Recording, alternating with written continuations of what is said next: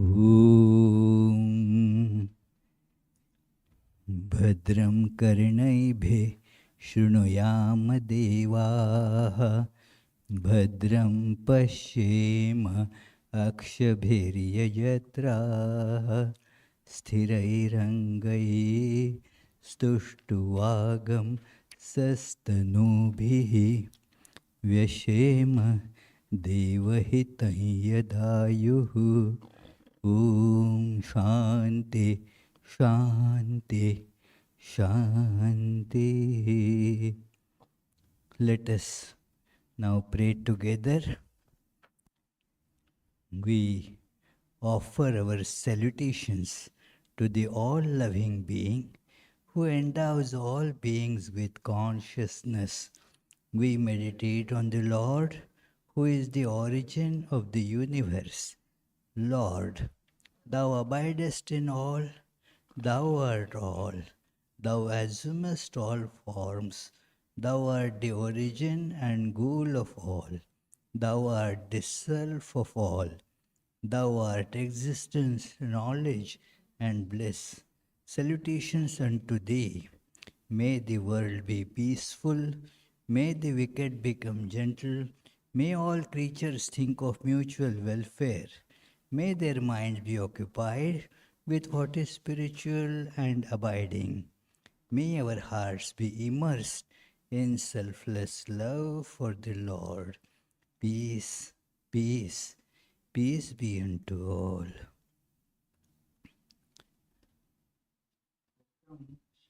Welcome, dear friends, on this auspicious Father's Day.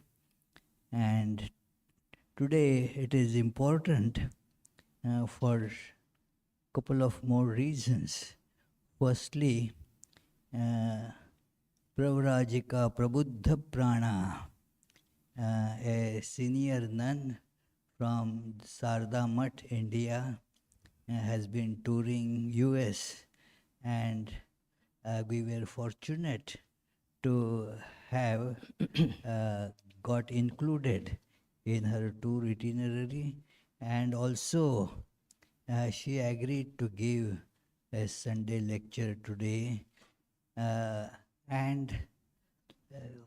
She is a disciple of Swami Nikhilananda.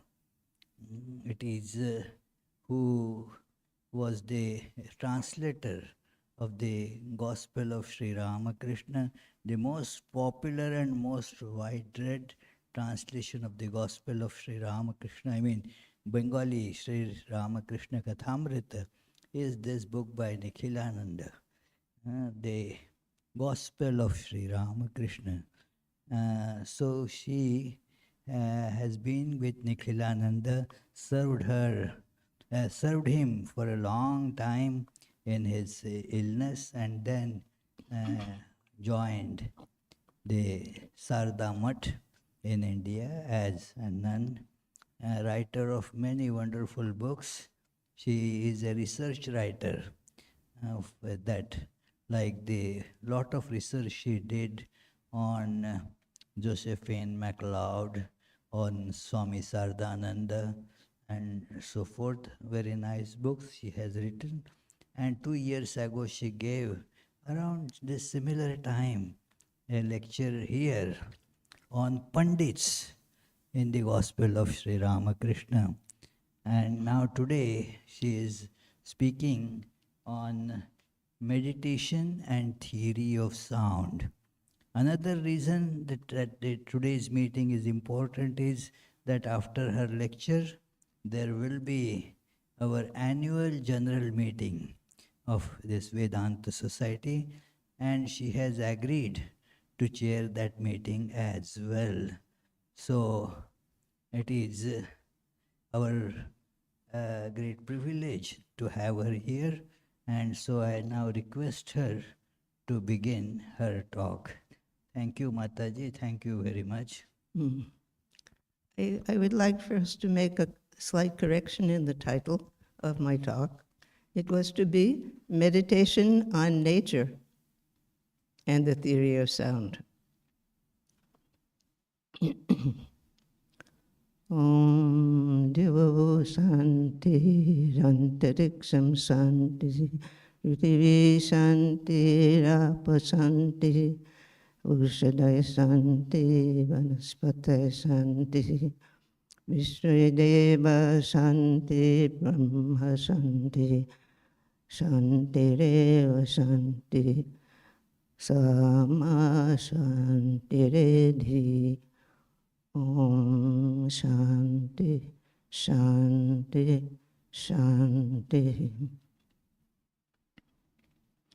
Om peace be unto all.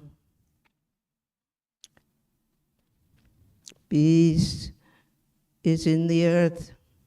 Peace is in the heaven. Peace is in the interspaces. Peace is in water. Peace is in plants and trees. Peace is in the gods presiding over the elements. Peace is in Brahman, the absolute consciousness. Peace is pervading everywhere. Peace alone is outside. Peace is inside. May you be established in that peace and make your life fulfilled. Sri Ramakrishna, from his very childhood, preferred to meditate in nature, in the mango grove of Manik Raja in Kamarpukur, and the cremation ground in Kamarpukur, and later in the Panchavati in Dakshineshwar, and also under the Bilva tree in Dakshineshwar. Surely there were perils of snakes and wild animals. Then it was all jungle, but it provided a sort of privacy and protection from the interference of people. Sadhus and saints traditionally meditate under trees, in the forest, on the banks of rivers. After our sannyasa initiation in the Ramakrishna order, we also stay outside for some days, meditating under trees, having our food by begging and eating outside under trees, that we don't spend any time inside during those days. And we also light Juni fires at night and meditate out in the open. Now, why then do we sannyasis and yogis like to meditate outside in the forest, out in the open? Well, it is well known that trees are proven to reduce even heart rate and blood pressure. They give mental relaxation and even boost cognitive performance. So the atmosphere in the outdoors does affect our minds and our meditation. The separate existence of different objects, the boundaries are the results of time, space, and causation. Eliminating these three, the finite becomes infinite. Nature gives us a sense of connectedness, and the different sounds in nature come to our awareness, give us a sense of infinite vastness and a different vibration. Birds chirping, the wind through the trees, gives us a sense of expansion, increases our sense of maybe environmental association. There is a very interesting video that I saw recently. I would like to share it with you at this point. Someone whose voice had produced the sounds of nature, and I'd like you to particularly notice the reaction of the audience. Do you please? We've explored almost every part of the planet and seen nature in its astounding variety. But there's still much to discover.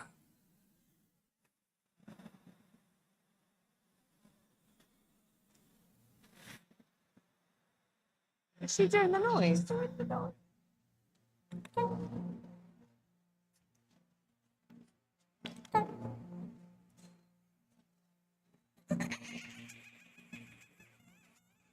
Was that her? Was that her? I wasn't expecting that.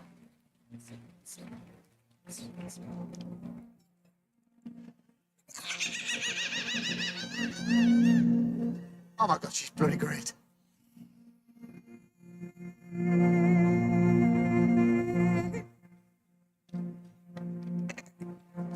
Brilliant, right? That's unbelievable.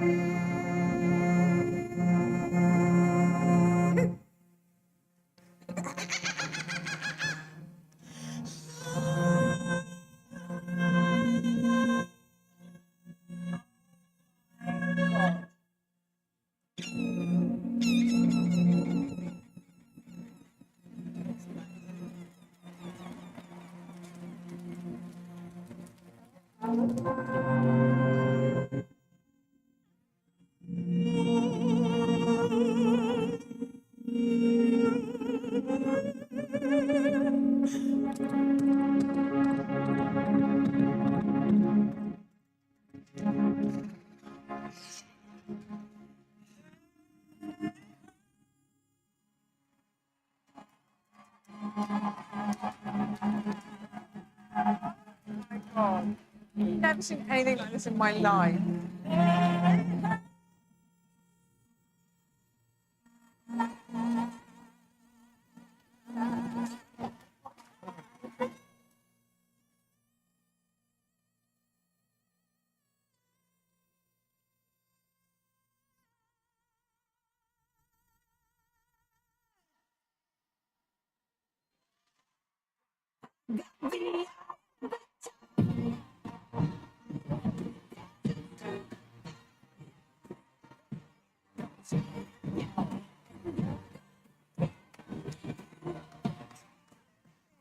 That was incredible. She's good, isn't she?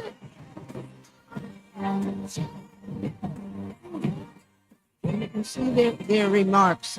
People notice their remarks. I was so mesmerized. I felt nature coming out of your body, the expression of nature, the force of nature. You are a force of nature. What can I say? It was one of the most spiritual experiences I think I've ever felt. It was so stunning. I've never seen anything like it in my life. Thank you so much. I was utterly gobsmacked throughout that whole performance, just sat here in a trance, mesmerised by you. And I'm sitting here thinking, I love this show. Like, this is the only show you would see something as magical as that. Thank you so much. Honestly, this was absolutely unbelievably good.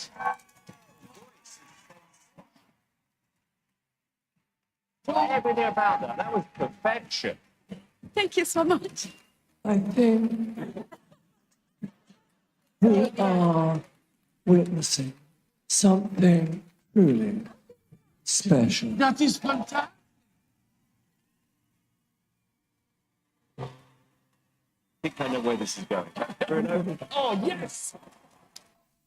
The interesting thing is that the effect it had on people is that they saw that it had some relation to spirituality.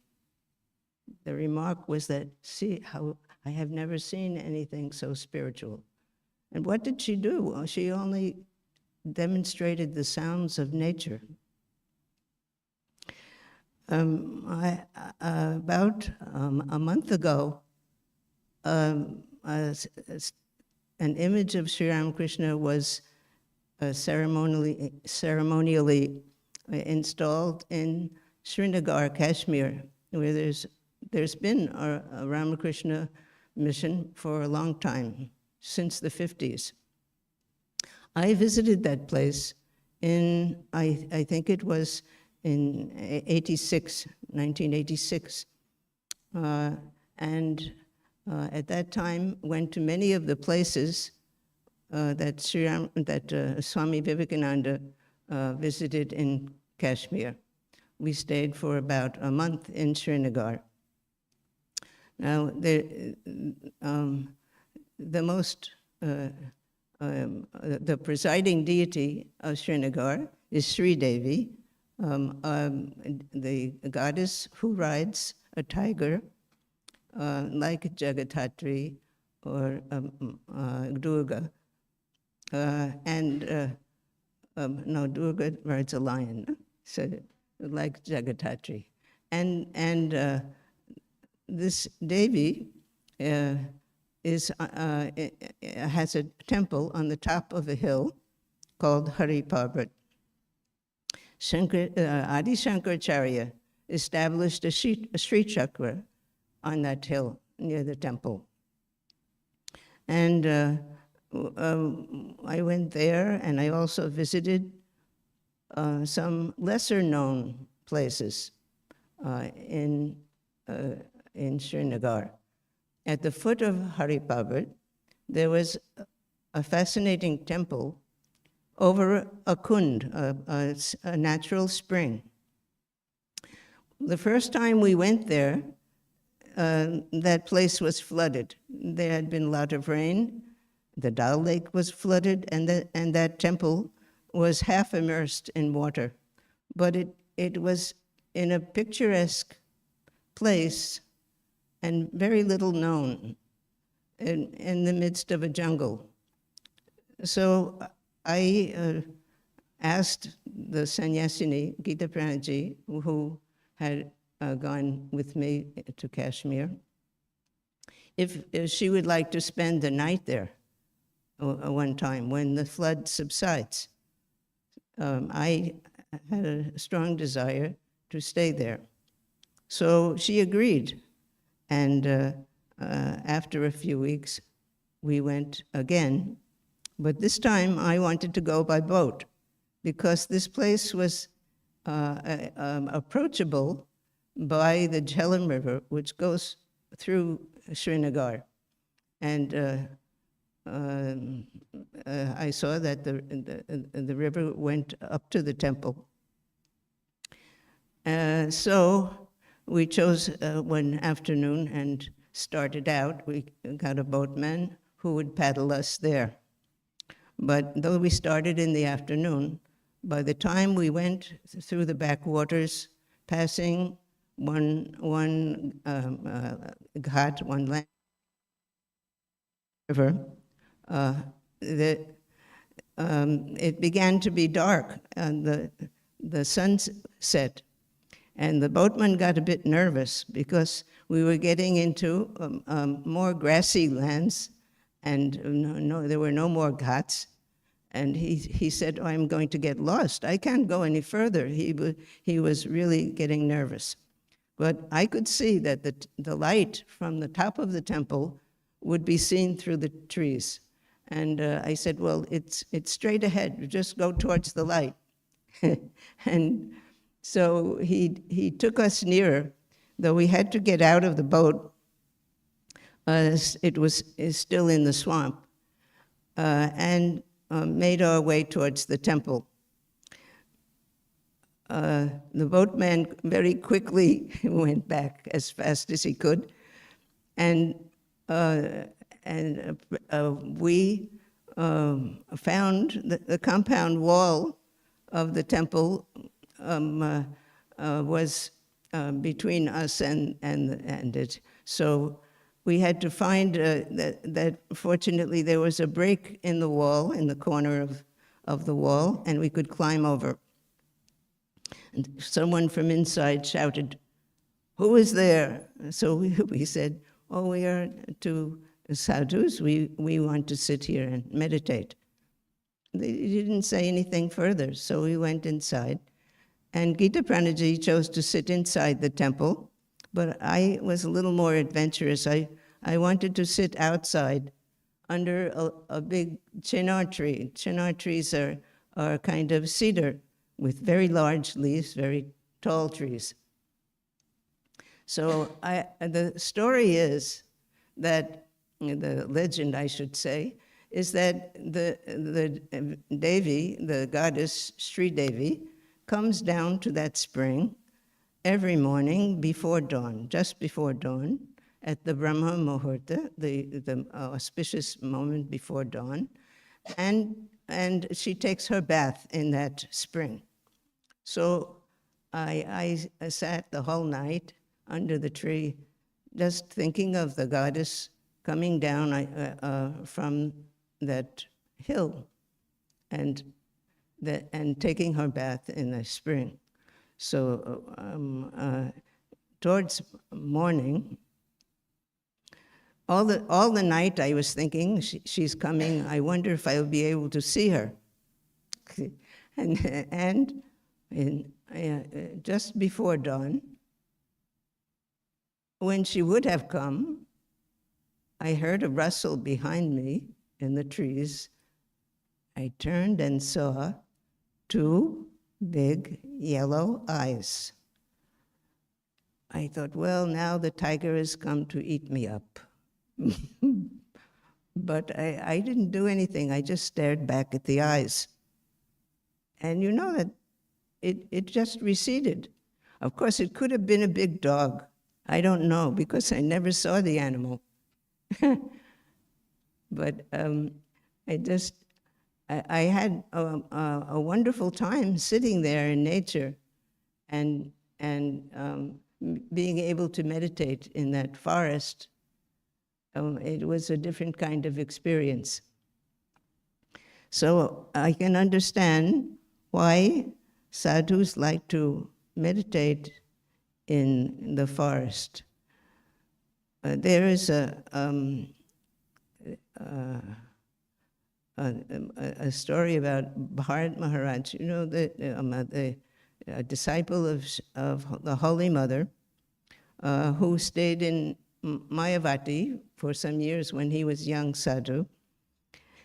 And he told me that he was very proud that he could face a tiger without the least bit of fear. He was in Mayavati, and tiger came just in front of him, and he didn't feel the least afraid. And the tiger did nothing, it went away. So that's how he got the name Abhayananda, meaning one whose bliss is in fearlessness.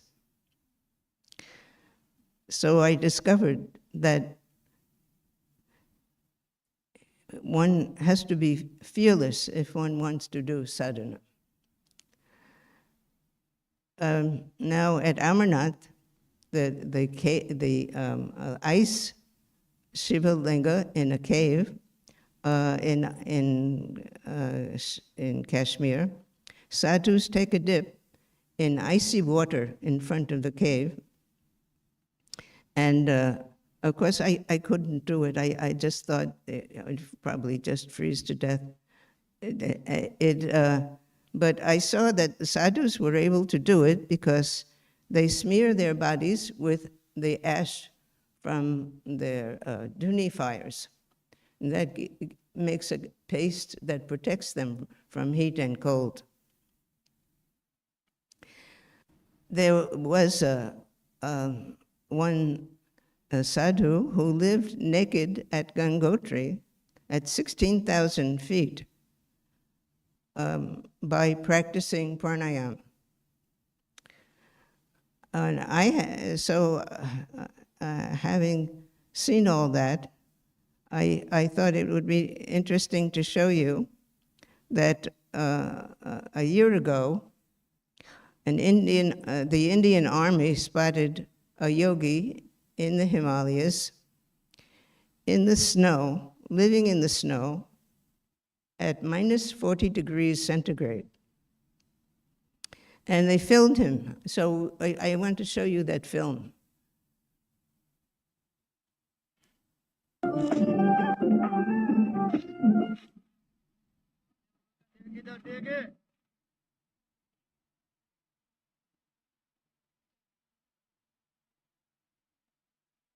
At first, I thought it was fake, but I think it's not fake. No battery, please charge. Oh, I didn't know there was sound.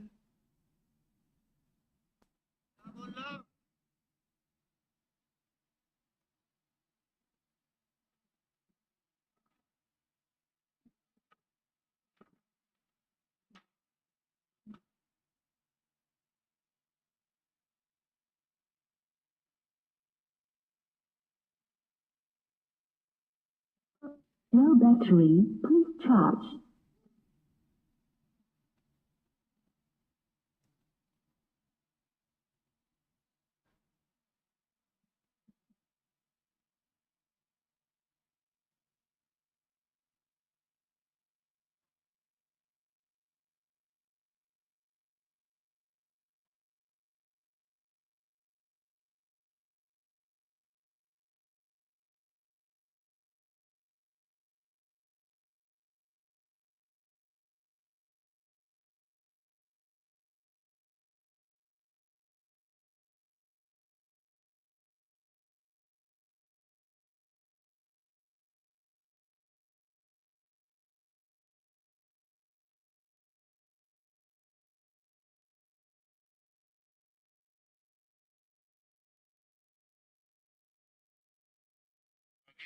Please charge.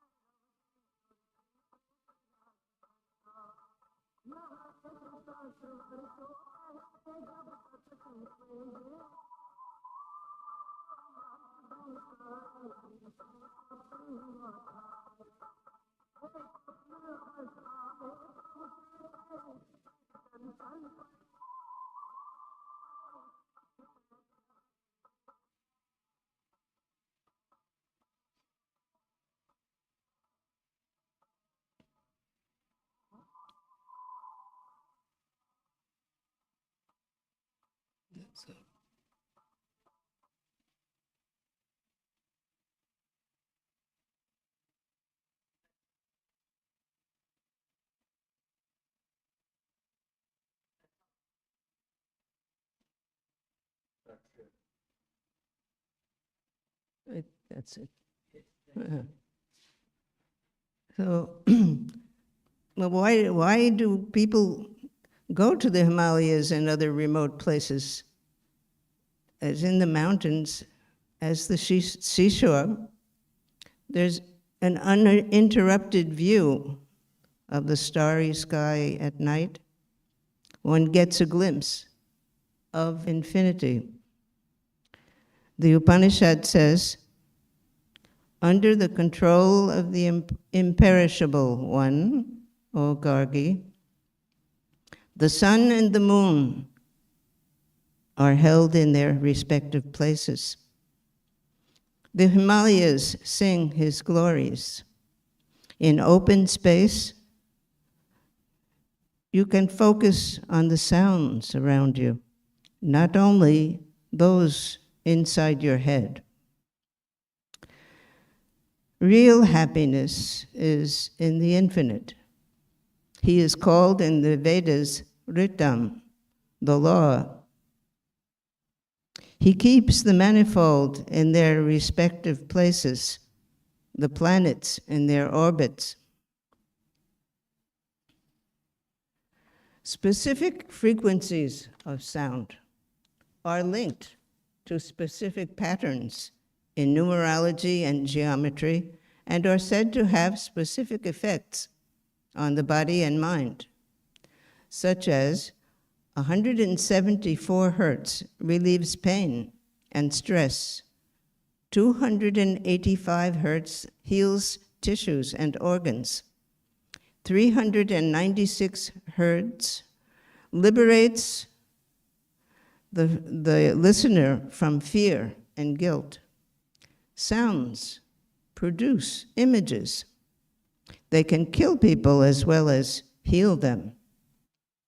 Sounds are affecting our hormone secretions all the time, but also our breathing, heart rate, and brain waves.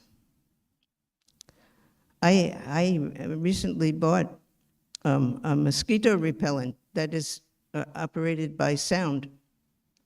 It's supposed to ward off all kinds of insects, but I think the effect of that sound is not very good for the human brain, so I'm afraid to use it much. Because we can't hear it. The insects only can hear it.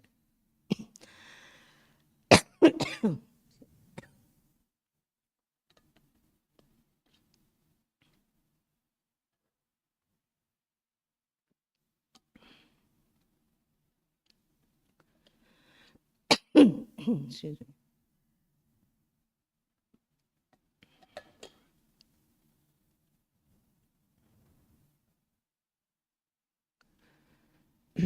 We better take some.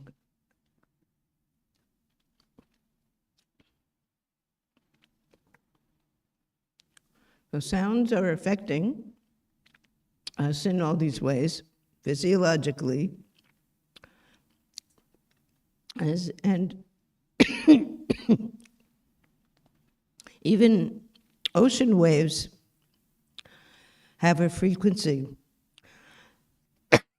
Excuse me. I have to wait until my throat comes back.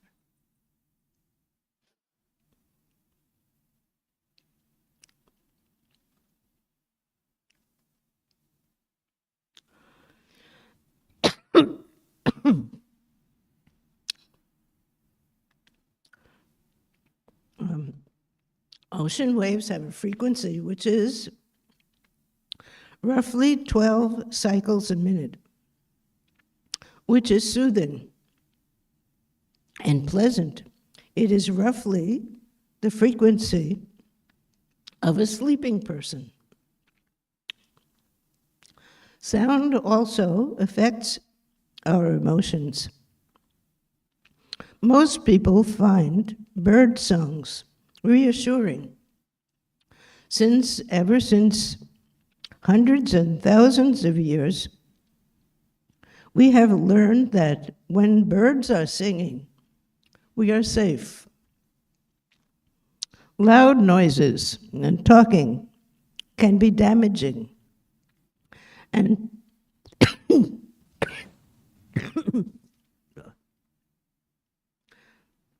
you have to be patient with my throat.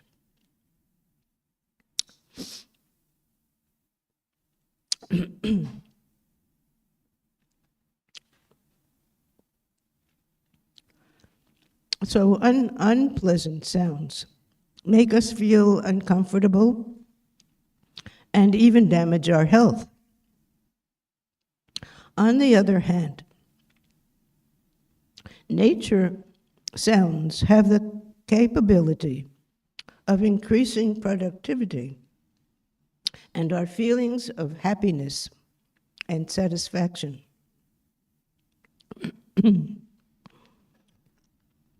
Now, how does sound affect our spiritual life?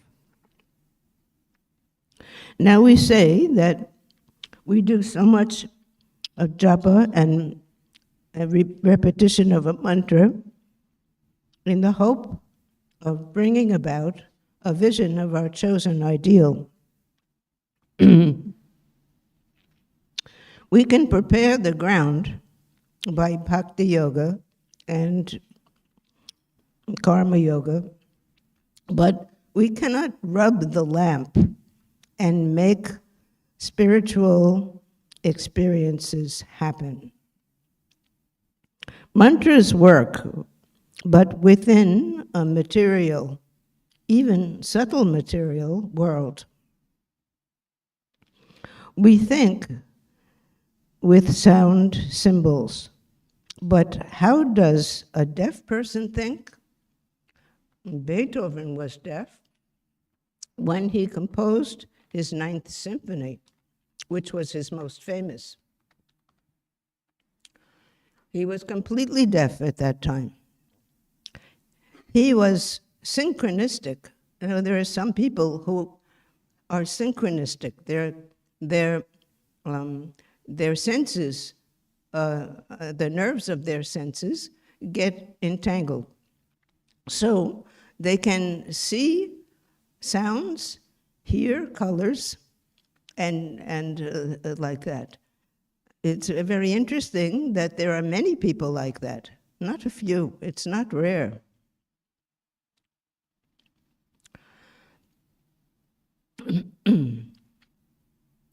We hear that a person or a sage hears an impersonal voice. Some incorporeal being has spoken or revealed the truth to a person, which is heard only by that person.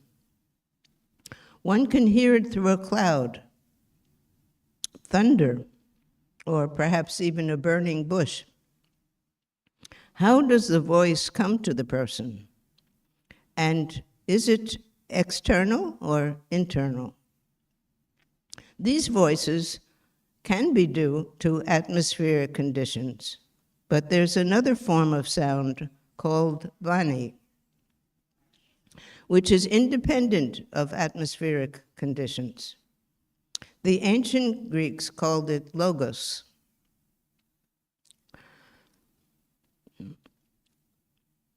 The action takes place in the deeper layers of the nerves and is internal, but because the nature of our sense organs are outgoing, we feel that the action has taken place outside. When ideas are viewed through the fine, subtle nerves, they take forms and figures and can appear as living, tangible entities.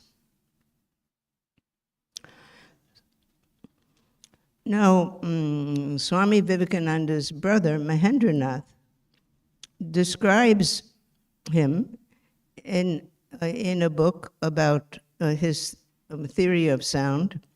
He says, such a person leaves his gross body, and in the subtle body, his voice becomes extremely sonorous, sweet, and melodious, as if piercing the heart.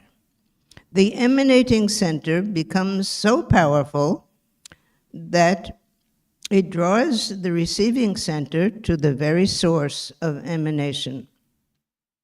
This is observed when a person is in the incorporeal stage and projecting Vani upon the hearers. I personally, says Mahendranath, I personally observed such phenomena when a highly developed spiritual person, he means Swamiji, gave his benedictions in Sanskrit to an English audience. The audience, without knowing the meaning of the Sanskrit words, pushed back their chairs on which they were sitting, and in a twinkling of an eye, all knelt down on the carpeted floor in quite a reverential way to receive the benedictions. Of course, referring to Swamiji's lecturing in London when Mahendranath was present. Sister Christine, Swami Vivekananda's American disciple, was questioned by a monk about her understanding Vivekananda's teaching.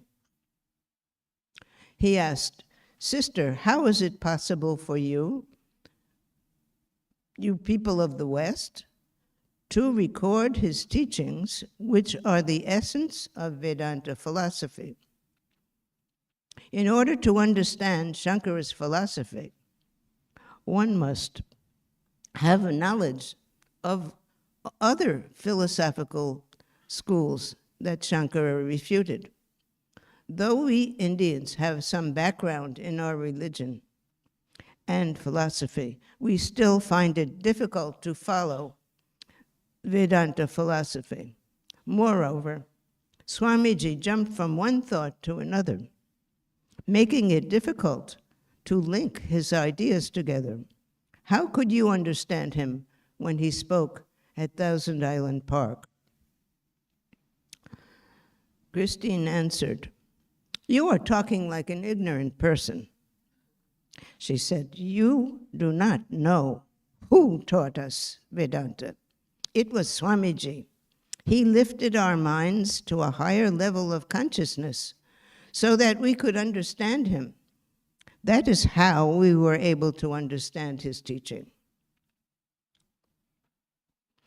Now the question arises that causation makes manifestation, but causation is a compound of two elements, time and space. The duration of the day marks out the period of occurrence of an incident in a certain period of the day. But that gives no notion of the original idea of time. The succession of ideas in the cognition of one's own mind brings out the notion of time. In deep meditation or deep thinking, we very often say that the person is thinking for, say, an hour. But actually, seeing a watch, it is found that it was only 20 minutes. Mahendranath claims that the amount of energy spent in the succession of ideas gives us the notion of time. Time, in its equilibrium state, cannot be measured.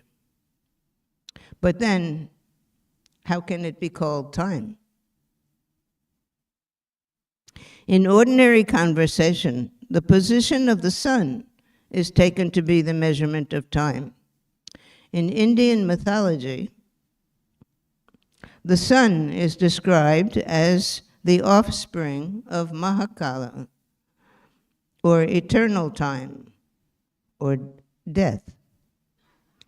Also, in Greek mythology, Apollo, the god of the sun, is called the son of Cronus, who is the Greek god of time.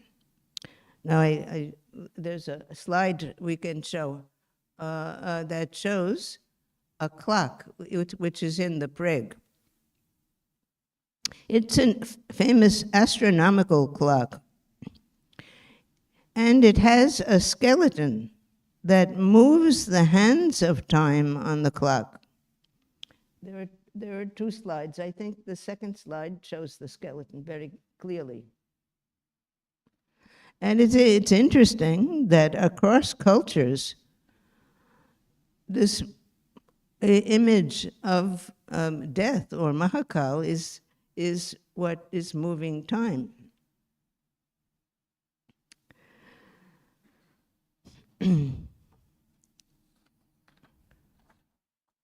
Now, how does sound affect us emotionally?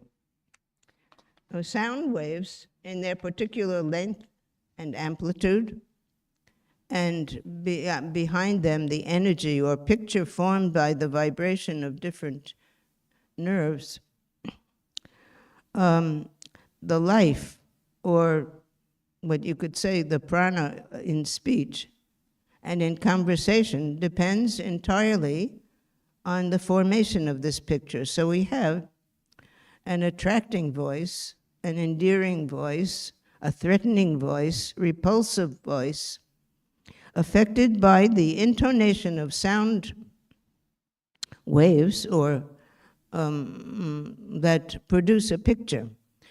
You can use an example then of how it affects animals or birds or other objects. For instance, a dog or a cat will run away from a person who speaks in a rough voice or a threatening voice, and it will come near if you speak in an affectionate voice. And Swamiji gives the idea of calling one man another a fool, and the other man stands up, clenches his fist, and deals the first man a blow on the nose. So he wants to show the effect of words, the power of words.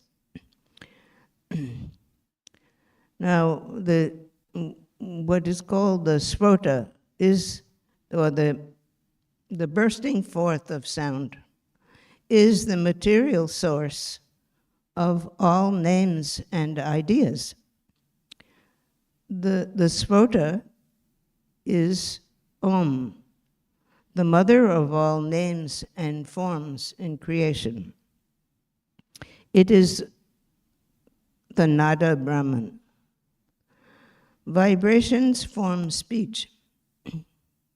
Now it's not speech, I mean objects. Vibrations form objects. The Devi Mahatmyam refers to the Divine Mother as the Brahmara, the bee, because of its vibrating sound, like that.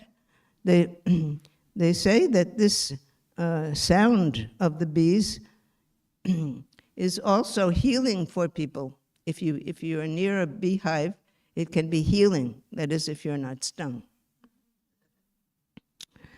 In the Gospel of Sri Ramakrishna, we read, the Divine Mother, Sri Ramakrishna says, revealed to me that she has become everything. She showed me that everything is full of consciousness. From the vibration in space of two atoms, the genesis of sound begins from the Divine Mother, the Brahmara, or bee-like vibrating sound. Om forms the creation, and how Vani on the voice message comes without, or the voice message comes without the medium of an external object.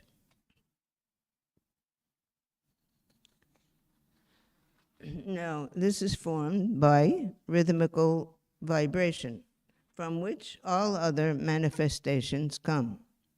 Science talks only of the vibrations in air, not the vibrations in the finer, what you could call nerves, the nada, or cosmic living force, which creates this universe. Nada is Brahman, is Om, the source of all names and forms.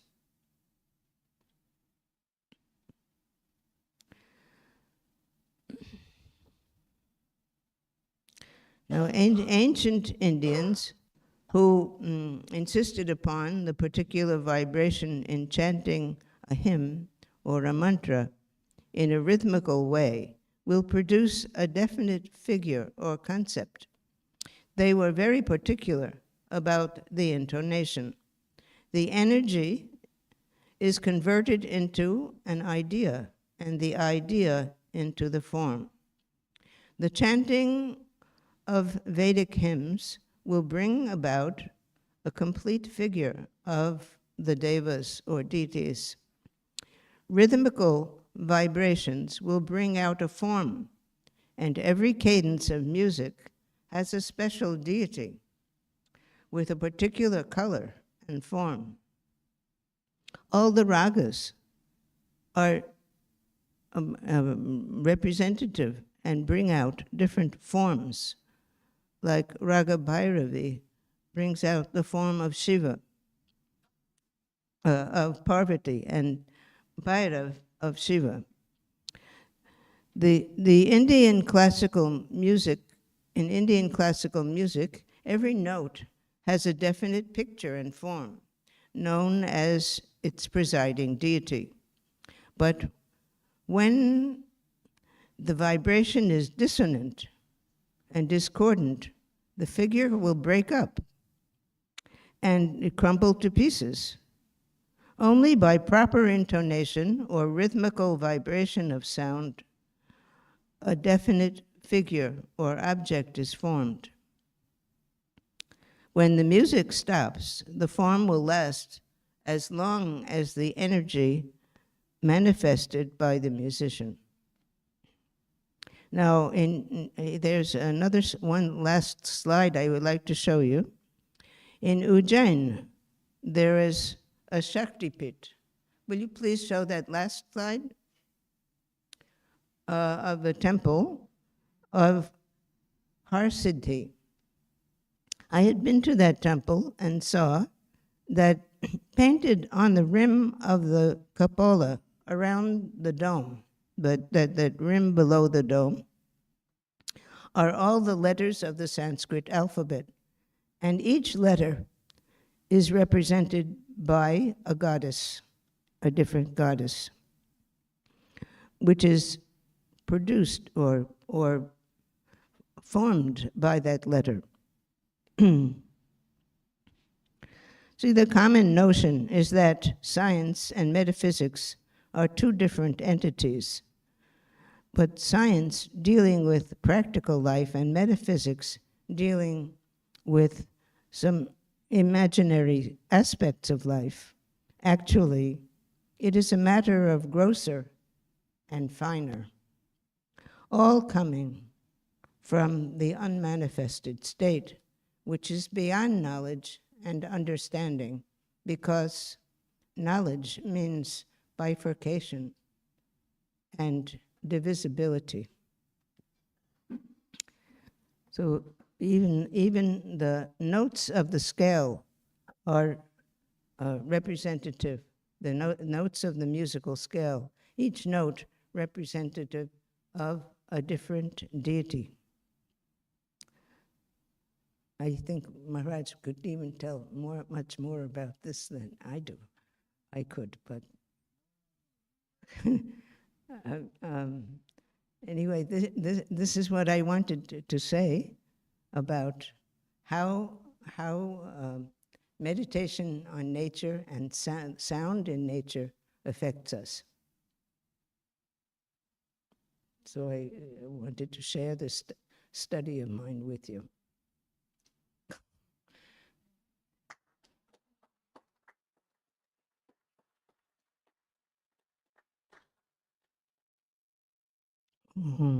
Shanti, Shanti, Shanti.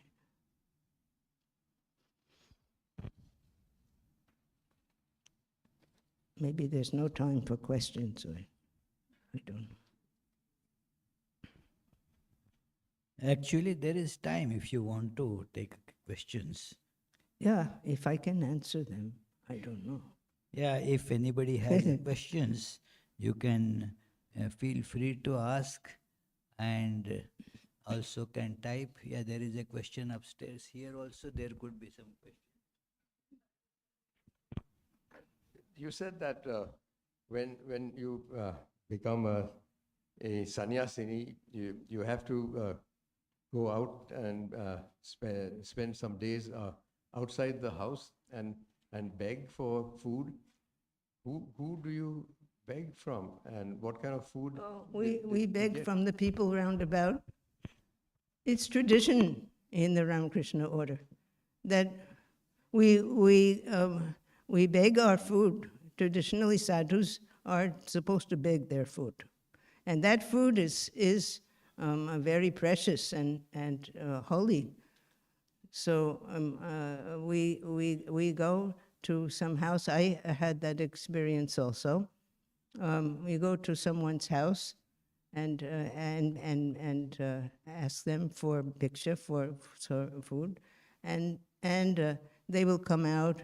Seeing a sadhu, traditionally they will first bring that sadhu into their courtyard, wash their feet, and dry them, and then they will give them a seat, and then they will fill, and the sadhu will have a cloth, a sack. He makes a sack out of his cloth, and he will accept that food as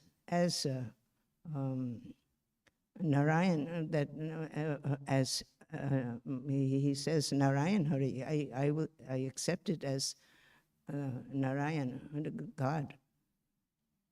He doesn't think of himself as that time a human being. No, he is now representing a deity. And the person who gives the food also thinks of the sadhu as divine and offers the food that way. So the sadhu will get food, and the householder will have the benefit of offering. Is that all right? Anything you want to add to that? Any other question? Yes?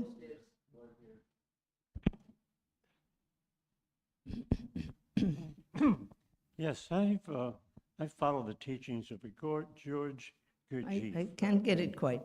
Pardon? Yeah, maybe I can. followed the teachings of George Gurdjieff, a Russian-Armenian man, and he worked with sound in such a way that he played like a small accordion, a harmonium, and he could play music on that to the point where everybody in the room would be weeping. He knew how to use the music. You mentioned the same thing about the effect of different types of music on people. Is that a question? You have a Or question? it was a comment? I said don't the- think it's something to answer, is it? You were talking about the effect of sound on different people and how the sound itself could make all kinds of things happen.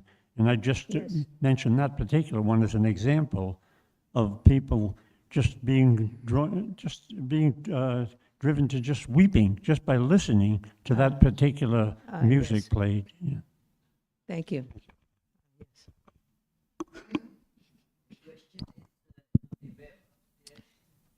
Mataji, there is a question on the web.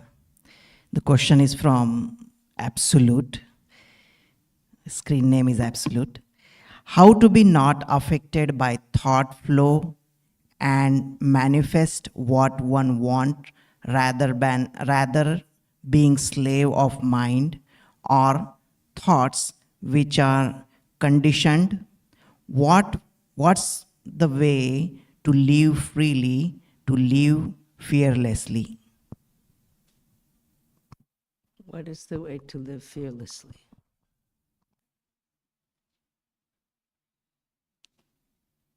Well, I think I figured out you have to be fearless to live a truly spiritual life. What is the way to do it? Well, you have to understand a matter of values. When I first joined, before I joined, in fact, I had gone for a visit only before joining the mutt, before becoming a sadhu. I went to Mayavati. That time, Swami Bandanananda was there. And he had been in this country, so some of you may have heard about him. And I asked him, well, is there any rule or any time one can do spiritual practice all the time? You can meditate all through the night, but then it's can you continue to live like that? How I suddenly had the realization that it's you have to be fearless and unafraid to sacrifice your physical well-being for your spiritual well-being.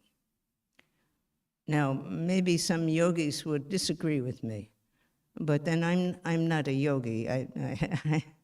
But I think that I'm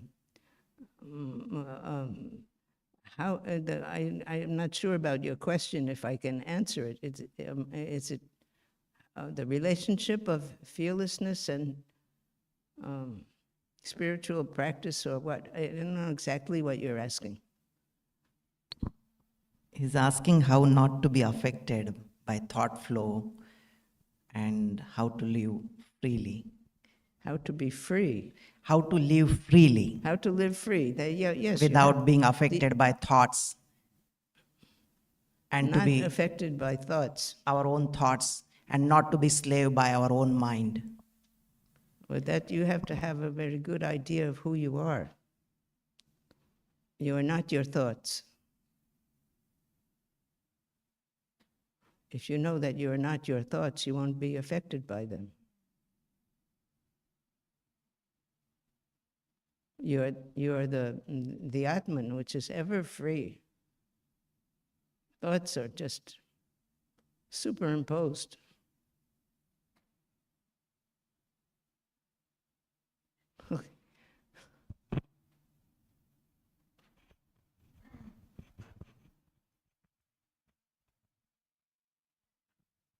My deep gratitude to revered Prabuddhaprana Mataji for this a very special talk. I had never heard a talk on this subject in my, say, around 50 years in the Vedanta movement.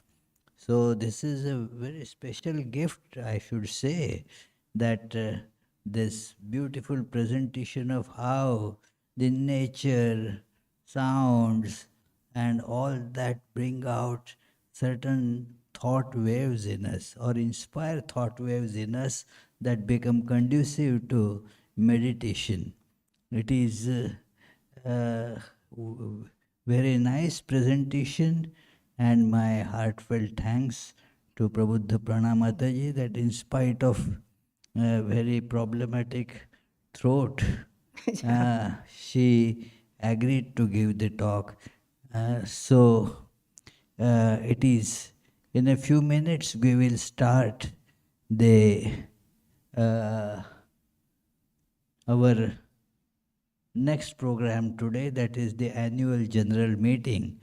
But let us discuss, or let me tell you the upcoming programs this week. It is, yeah, I'll need the book or the flyer, so that coming Tuesday, one thing is this upcoming week, that would be the last before our summer break begins.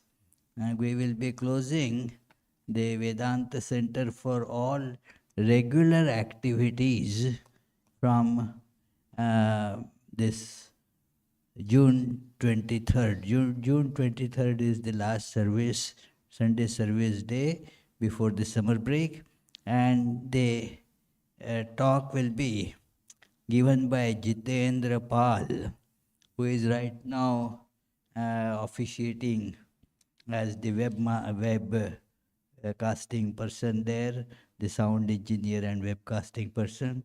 So his topic will be Gujarat pilgrimage and Holy Company. So he had already spoken on the various points that he visited in Gujarat and the beauty and significance. Now he will be talking more about the Holy Company that one can get there and how to receive it.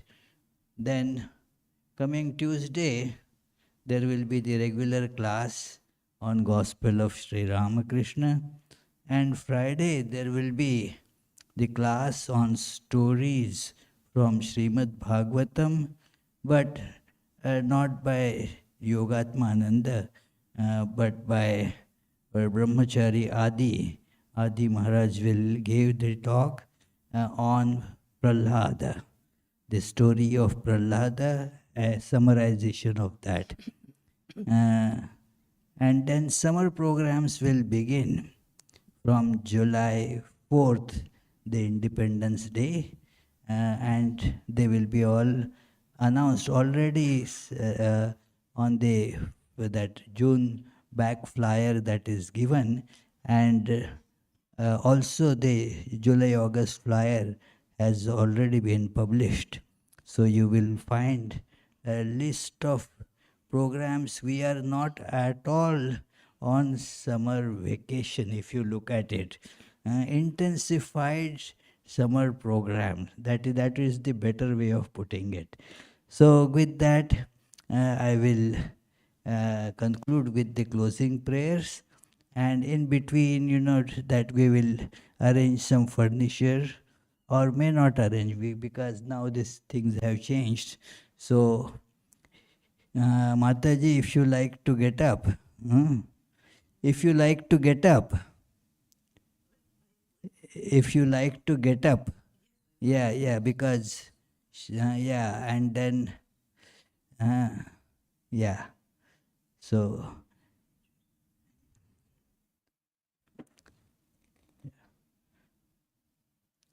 and let me say the closing prayer. Please join in saying the closing prayer. May the Divine, who is Father in heaven of the Christians, Holy One of the Jewish faith, Allah of the Muslims, Buddha of the Buddhists, Tao of the Taoists, Great Spirit of the Native Americans, Ahura Mazda of the Zoroastrians, and Brahman of the Hindus lead us from the unreal to the real, from darkness to light, from death to immortality. May the all-loving being manifest himself unto us and grant us abiding understanding and all-consuming divine love. Peace, peace, peace be unto all.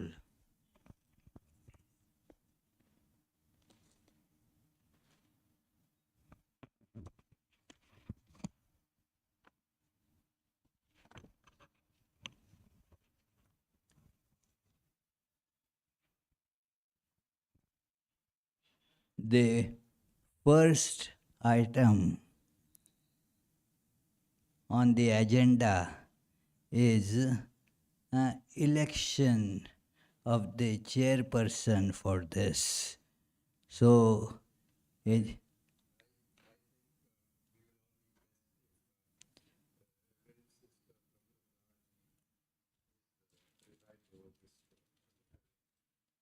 I second it. So, Prabuddhaprana ji will be chairing this meeting. And then the next item is the reading of the minutes of the last annual general meeting. Our Chet will read those. Oh yes, okay, thank you very much. Om Sthapakaya cha dharmasya sarvadharmasvarupine avatar varishtaya Ramakrishnaya te namaha yathagner dahika shakti Ramakrishne sthita hiya सर्वविद्यास्वरूपां तां शारदां प्रणमाम्यहं परतत्त्वे सदा लीनो रामकृष्णसमाज्ञया यो धर्मस्थापनरतो वीरेशं तं नमाम्यहम्. Chester Bonsek, who is the secretary of Vedanta Society, he will read out the minutes of the last year's annual general meeting.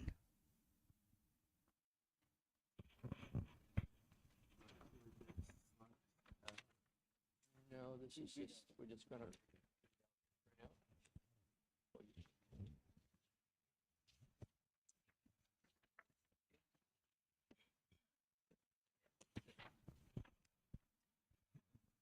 Good evening, friends. The minutes of the annual general meeting of the Vedanta Society of Providence, Rhode Island, for the meeting held on June 18th, 2023. Naomi Walden proposed Bianca Gray to act as the meeting chair. Bianca was seconded by other members, and Bianca took the chair in front of the room aside Swami Yogatmananda. Next, I read the minutes of the previous general meeting held in June 19th, 2022, and those minutes were unanimously accepted.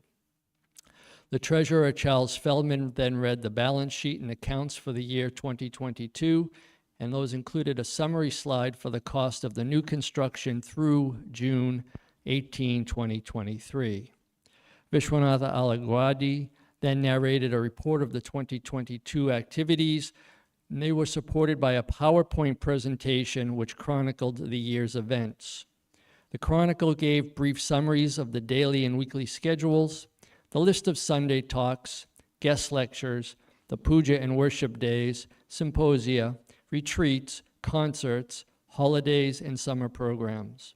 Also described were the programs which occurred outside of the Providence Center and a list of groups who visited the center. The PowerPoint also showed the construction activities for 2023 and ended with a teaser. Reserve your spot for the annual general meeting 2024 to see how the construction works come out. And as if you take a look around, you see many new additions that happened over the year, and talk about that a little bit more. Vishwanatha commented on the number of works and outreach visits made by Swamiji, quoting, "Swamiji, it seems you are busy 24/7, 365. Swami then called the meeting chair, Bianca Gray, to give her remarks.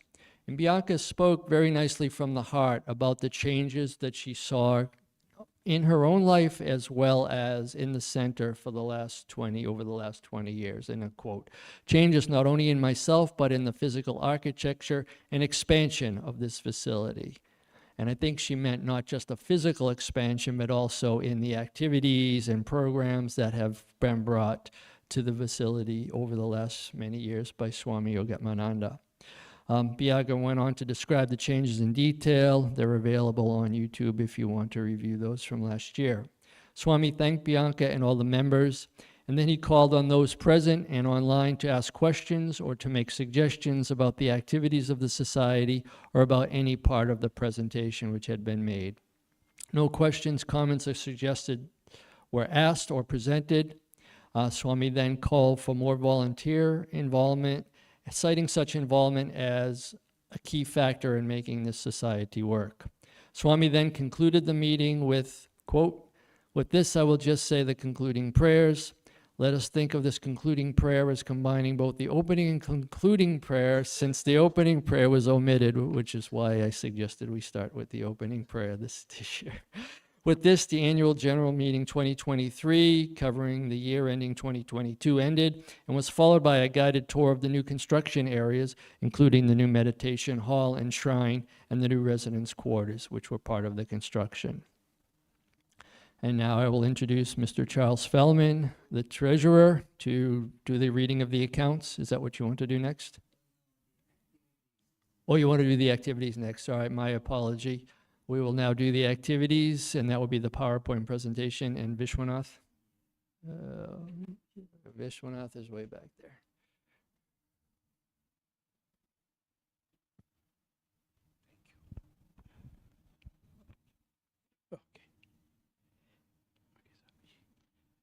Read from here. It will come.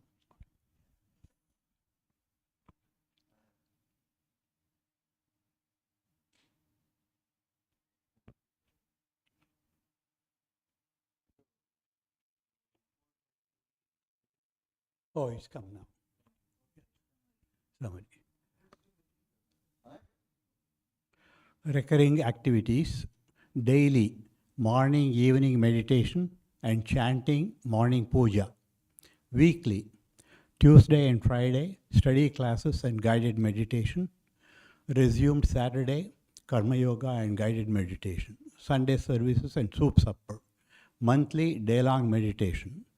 Annual activities, worships, birth anniversary celebrations, summer programs. Non-periodic activities, spiritual retreats, concerts, outreach lectures within and outside Rhode Island, ongoing construction report, accounts figures. Morning schedule, 5:45 to 6:45 a.m. Meditation, since fall, Mangalarati at 5:30 a.m. 6:45 to 7 a.m. chanting, short reading from complete works of Swami Vivekananda. 7 to 7:25 a.m. daily puja. Evening schedule, 7 to 7:20 p.m. Arati singing and a short reading. Books read were For Seekers of God, Teachings of Swami Shivananda, Meditation and Spiritual Life by Swami Yatishwarananda, and on Saturday from Sri Sharda Devi, the Great Wonder by Swami Gambhirananda. 7:20 to 8:30 p.m. meditation, except Sundays.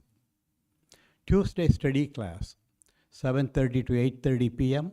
Yam's Chronicle, translated by Swami Nikhilananda, the Gospel of Sri Ramakrishna. 35 classes by Swami Yogatmananda, up to page 118, October 16th, 1882. One guest lecture by Pravrajika Prabuddhaprana on a scene from the Gospel. 2 guest lectures by Prithvish Basu on Sanctified by Sri Ramakrishna.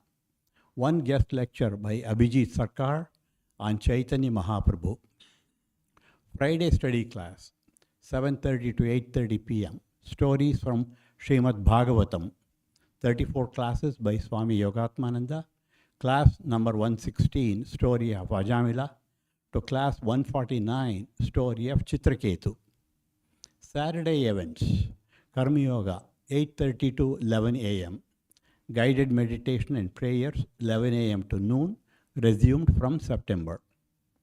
Sunday services, 5 to 6 p.m. 23 lectures by Swami Yogatmananda.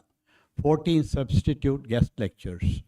Swami Saropriyananda, Tushar Puranik, Sudhir Railkar, Teresa Gara, Professor Sukalyan Sengupta, Swami Kirti Pradhananda, Swami Atmagnanananda, Reverend Linda Forsberg, Chet Bonchek, Pravrajika Prabuddhaprana, Swami Kirti Pradhananda, and Swami Sarvadevananda. Sunday services, 5 to 6 p.m. 1 symposium lecture at Sri Ramakrishna birth celebration. 1 Mother Kali song presentation by Swapna Rahul Roy and Abhijit Adak with commentary by Swami Yogatmananda. Universal Brotherhood Day celebration.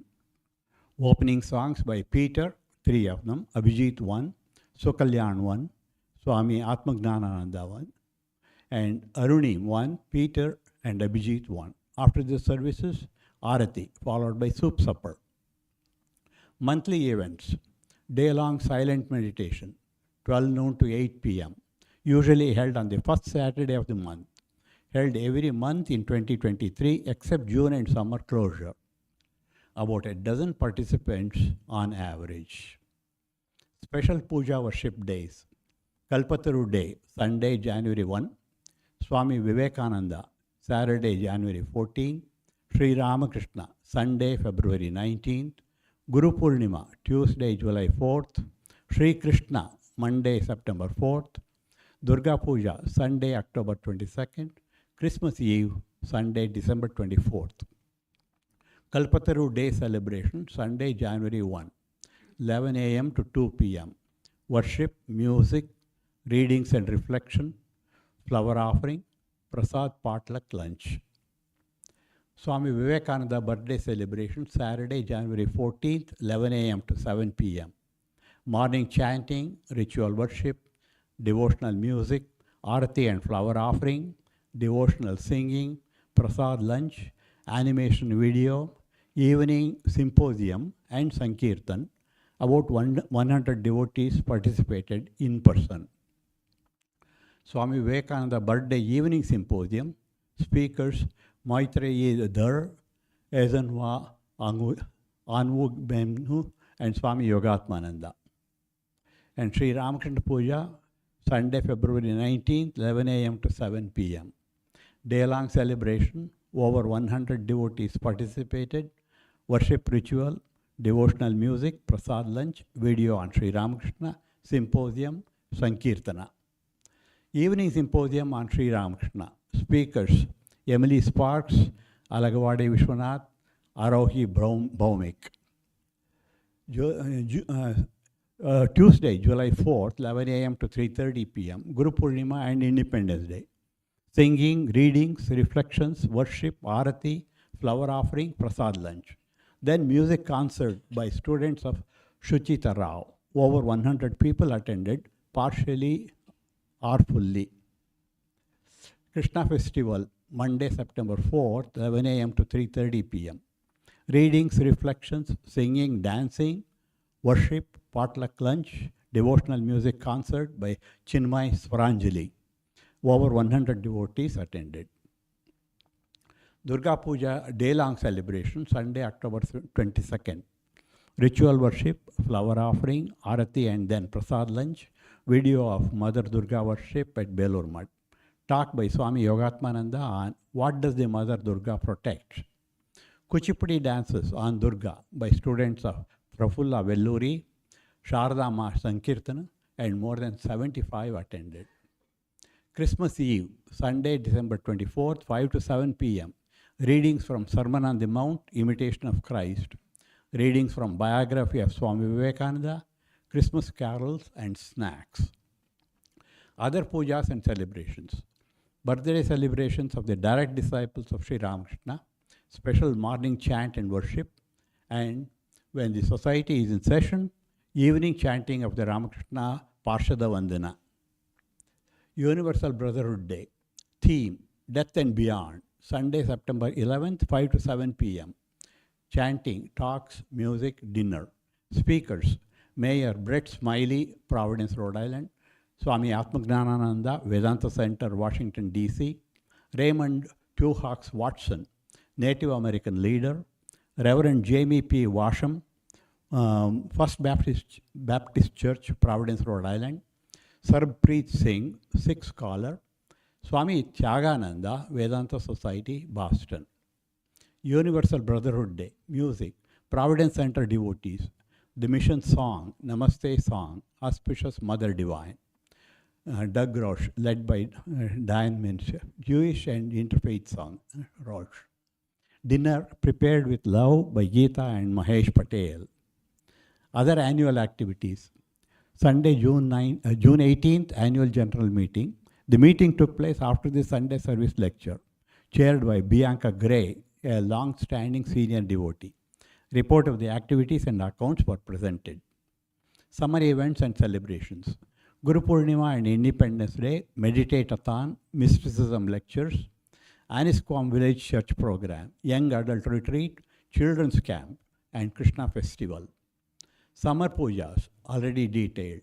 Independence Day and Guru Purnima, Tuesday, July 4th. Krishna Festival, Sunday, August 21. Meditate-a-thon, summer event, July 7th to 9th.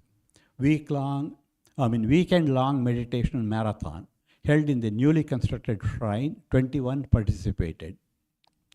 Summer mysticism lectures, Tuesdays. Continued lecture series on Shanti Deva's Bodhisattva's way of life, July 11th to August 22nd. Tuesdays, 7 to 8:30 p.m. 7 lectures were held. Revised chapters covered last year. Last 5 chapters were covered, while revisiting chapters covered on summer of 2022. Student attendance was about 15. Young Adult Residential Retreat, July 29th to July 31st, summer. 34 young adults and a few adults. This time it was the highest participation. Theme, meditation. Prayer, meditation, classes and group discussions. Hatha yoga, outdoor strolls and games. Question and answer and participant presentation. Children's Residential Camp, summer event, August 14th through 19th. Third All Residential Camp, 11 participants. Theme, Go Forward. Rehearse and perform a play on transforming character through feeling God in heart. Lesson on Western musical theater, Madhubani folk art, painting. Also field trips to an indoor rock climbing gym, miniature golf, Audubon Society of Rhode Island, exploring outdoor summer flora and fauna of New England, indoor aquarium too. Capstone showcase. Finally, campers shared their reflection in short speeches. Non-periodic activities. Day-long spiritual retreat, number 1. Pravrajika Divyananda Saturday, April 8th, 9:30 a.m. to 6:30 p.m. Topic, Bhakti Yoga. Summarized gist of Swami Vivekananda's book, Bhakti Yoga. Vedantic tale, story of Shabari in Ramayana by Swami Yogatmananda. Day-long spiritual retreat, number 2. Swami Anubhavananda, Saturday, May 13th, 9:30 a.m. to 6:30 p.m. Topic, 15th chapter of the Bhagavad Gita. 58 attended. Day-long spiritual retreat, number 3. Swami Sarvadevananda, Saturday, September 30th, 10:30 a.m. to 6:30 p.m. Topic, Shanti Gita. Also, there were guided meditation, prayers, Vedantic tale, and Sankirtan. Day-long spiritual retreat, number 4. Swami Sarupriyananda, Saturday, November 18th. Topic, the nectar of non-duality. Lectures followed by Q&A, and 34 attended. Special lecture, Swami Medhananda, Southern California, Wednesday, September 13th, 7:30 to 8:30 p.m. Topic, is Hinduism monotheistic, polytheistic, or? About 25 attended and participated in the discussion. Special workshop, Swami Nikhileshwarananda, Ramakrishna Math, Rajkot, India, Saturday, October 28th, 10 a.m. to noon. Topic, Fourth Wave of Management, 22 attended. Hindustani Classical Music Concert, Sunday, August 27th, 6:30 to 7:30 p.m. Pandit Dhananjay Hegde performed with harmonium and tabla accompaniments. 40 people attended. Slide guitar tabla concert, Sunday, September 17th, 6:30 to 7:30 p.m. by Rhythm Sarkar, slide guitar, and Vedant Lele tabla. 35 to 40 people attended. Sitar tabla concert, Sunday, November 19th, 6:15 to 8 p.m. Srinivas Reddy and Ajit Acharya presented 2 new compositions and a traditional one. 35 attended. Devotional singing, Saturday, November 25th. Jahnavi Fansalkar, accompanied by Nitin Mitta, a delightful and meditative concert of songs composed by saints. Hindustani Classical Music concert, Sunday, October 1st, 6:45 to 8:15 p.m. Vidushi Ruchira Panda, accompanied by Anirban Chakravarti, harmonium, and Pranav Gatraju, tabla. Swami's outreach activities. Saturday, January 21st, Swami traveled to Om Shanti Mandir in Queens, New York, in the afternoon to speak on Swami Vivekananda.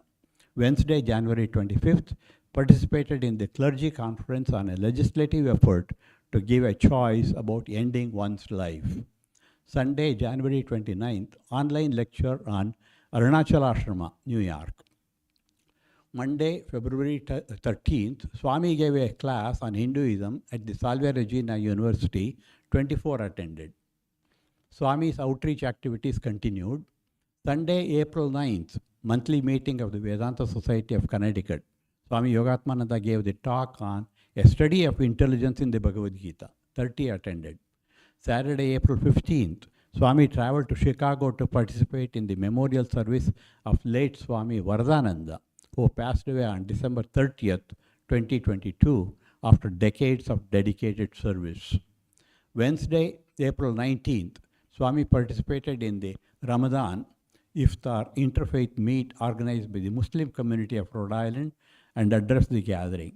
Saturday, Sunday, April 22 and 23, Swami traveled to Cleveland, Ohio, and gave a lecture on yoga psychology Saturday, and a 2-hour question and answer session Sunday to the members of the Cleveland Vedanta Center. Tuesday, April 25th, Swami participated in the chaplains meeting at the Brown University. Thursday, May 4th, Providence City Interfaith meeting. Swami participated in reciting a prayer at the meeting organized by the mayor.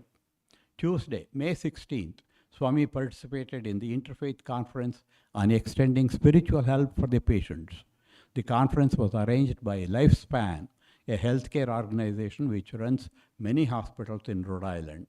Saturday, May 27th, Swami, as the Hindu religious affiliate at Brown University, participated in the baccalaureate service of the graduation ceremony.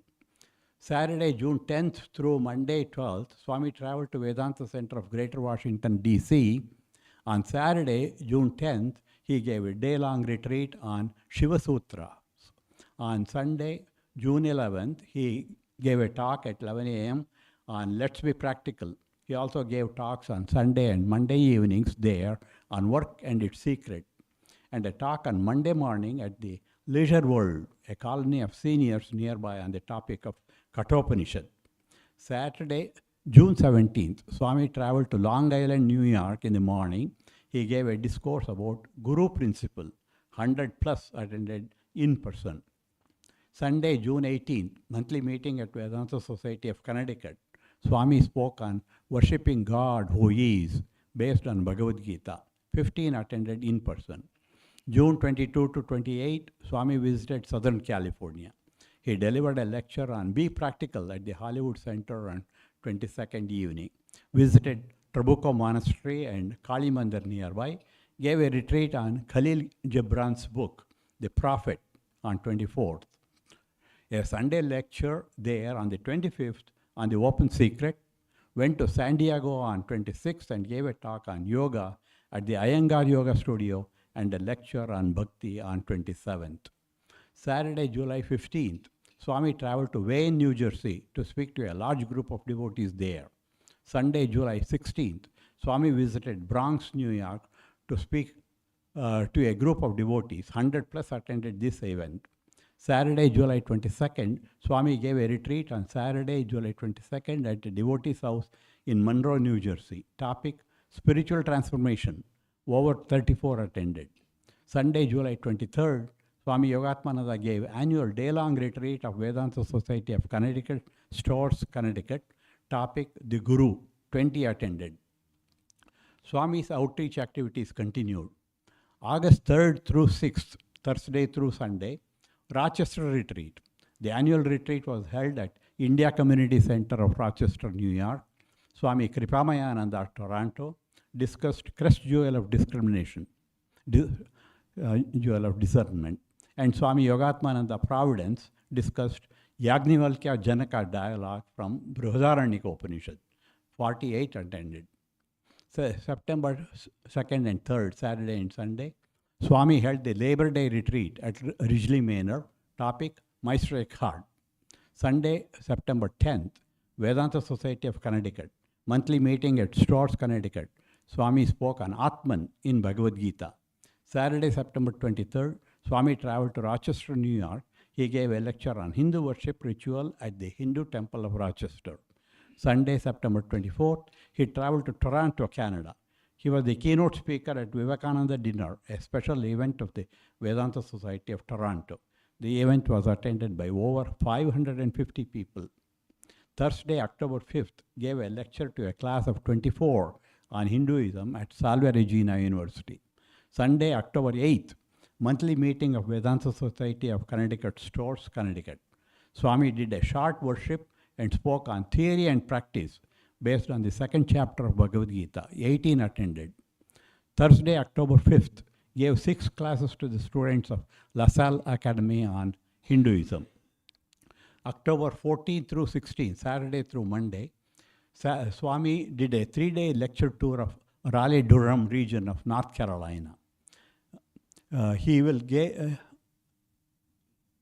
gave a retreat on Durga Saptasati on Saturday, a children's class and a lecture on Sunday morning. The lecture was on living and non-living. Spoke at the University of North Carolina on Monday on yoga and meditation. 70 plus students and a few devotees attended. Tuesday, October 24th, Swami gave 2 classes on meditation at the Central Falls High School, Rhode Island. 40 students, mostly 12th graders, were in the class. Swami's outreach activities continued. Sunday, November 6th, monthly meeting of the Vedanta Society of Connecticut. Swami spoke on the Varna organization according to Bhagavad Gita. About 15 attended in person. November 12th and 13th, Saturday, Sunday, Swami went to Vedanta Society, Portland, Oregon. On Saturday, he gave a 3-lecture retreat on Dakshinamurti Stotra. He then went to the retreat center in Scappoose, Oregon, where he had satsang with many devotees. Saturday to Monday, November 4th through 6th, Swami went to Dallas, Texas. He gave a retreat on Saturday and Sunday on Vivek Chudamani and held satsanga on the evenings of all the 3 days. Sunday, December 3rd, Swami traveled to Seymour, Connecticut to speak at the Vivekananda Vedanta Center. About 25 attended. Thursday, December 7th, 10 students from St. Andrew's School, Barrington, Rhode Island, along with their teacher, came to Vedanta Society. They discussed religion and life questions. Saturday, December 9th, Swami traveled to Greenville and Morrisville, North Carolina. He conducted a retreat on Saturday, Sunday, December 9th and 10th in Greenville on 7th chapter of the Bhagavad Gita, Saturday, and Inner Transformation, Sunday. The attendance was around 25. Then at Ramakrishna Vedanta Society of North Carolina at Morrisville, he spoke on ecology and economy and also addressed a meeting of volunteers. About 40 attended in all. New construction report.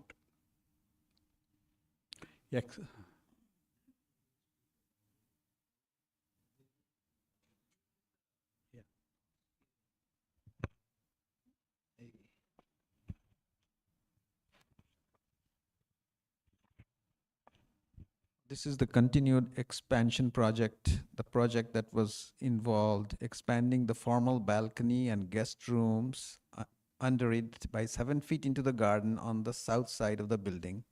The upper part to become the shrine and meditation hall, the lower part to become extended guest rooms. Construction work January and February 2023, Kalpataru event held in the new lecture hall. Construction work January, February 2023, construction slab drying and steel framework at the new shrine. Heating the concrete slab so it doesn't freeze for the new shrine. Construction work continued, meditation hall roof and residential area windows. Construction work February 2023, interior work in new meditation hall and shrine. An upgraded fire and smoke detection system. March 2023, adding insulation before the sidings go up, exterior panels arrive, exterior sidings being put up. For April and May 2023, the entry to the new shrine is getting ready, progress in the new shrine, a new entry door and residential room. Getting ready for inauguration June 2023. Side door trims of the shrine entry doors and the Panchapati is being put up.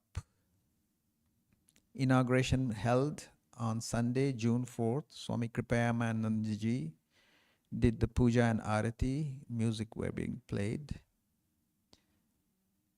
And Swami Kripayamanandaji performed the home of fire celebration at the front entrance porch.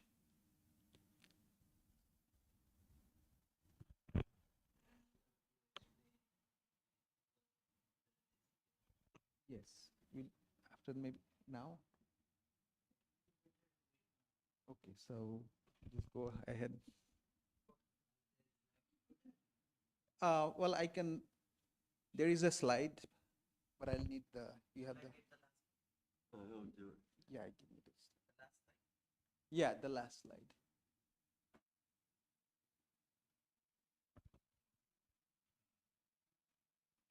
All right. So we had all these panels that you see here and all around that used to be as part of the background. So we decided that we ought to put them around, and Chet had this nice idea as to frame them in the proper themes of having the woodwork around that. So we put them all around, as you can see here and around. And this is how the inclined plane used to look like. And many of our friends and architects, they complain that there are too many angularities here, and the spotlights are visible, in general, not very palatable to look at. So it was proposed that we put these panels in this manner. And all these angularities were covered up. As you can see that we put up new dry walls. And finally, we put up these panels with LEDs to glow, and they can be made brighter. And it turned out that these panels were much more heavier. I mean, they're very nice to look at, but each of them were like 150, 200 pounds. And having to have them hung at an angle was quite a challenge. So our architects made a special scheme to put a couple of planks all along the inclined plane on either side of the wall, tighten them up with what do you call threaded rods. Yes, threaded rods, and that basically was the on that we created the blockings, and then those blockings we hung this up, and it was a bit challenging because initially we didn't realize it's going to be that hard, and that the panels are going to be that heavy. And we decided not to consult with architects, and how do our carpenter friends could just put them up. But very soon, once Swami came back from Brazil, he saw how heavy these were, and we said we better consult the architects. And good thing we did, because we did some improvisation, and they corrected us, because even the woodwork is supposed to be very strong, but the direction of the thread, what do you call those? the direction of, not threads. What do you call that? Anyways, the direction of grains. Thank you. That's the one. Yeah. So if the direction, if the screws are along the direction of the grains, the strength is way much less than if it is across. So we redid the whole thing. And to make things complicated, there were pipes running along the length. But we managed to do everything right. And as you can see, it finally came out very well. We had to rewire for the LEDs, and most of the work we decided to do ourselves because, you know, that's a way to save on money. And so hopefully we saved that. Okay, yes. As you can see, the stage work, there are electrical outlets and sound ports, signals for audio and video. So underneath the stage, we have a lot of wiring going around. I think, you know, Swami talks about how many pounds of wires have been running all under, but it's, and then all these go into what we call the green room, where it's a very, you know, Chet did a lot of work in designing this thing. So hopefully we don't have to run wires across the stage. And it was carpeted. So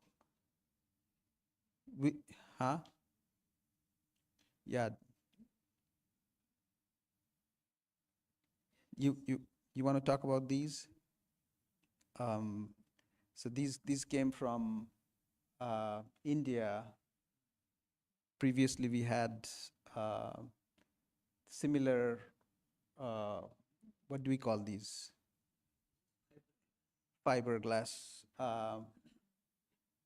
But we got them, I think now it's much better because we got them redone. Yeah, they're slightly different color, so it's still ongoing. I think, you know, over the months, I suspect that we'll have some more work coming up here. But we'll hear more about these on the next annual general report. Thank you. You want to advance the slides?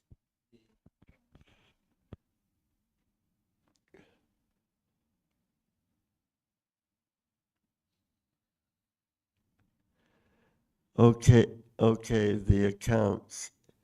Do I read just 2023 or both?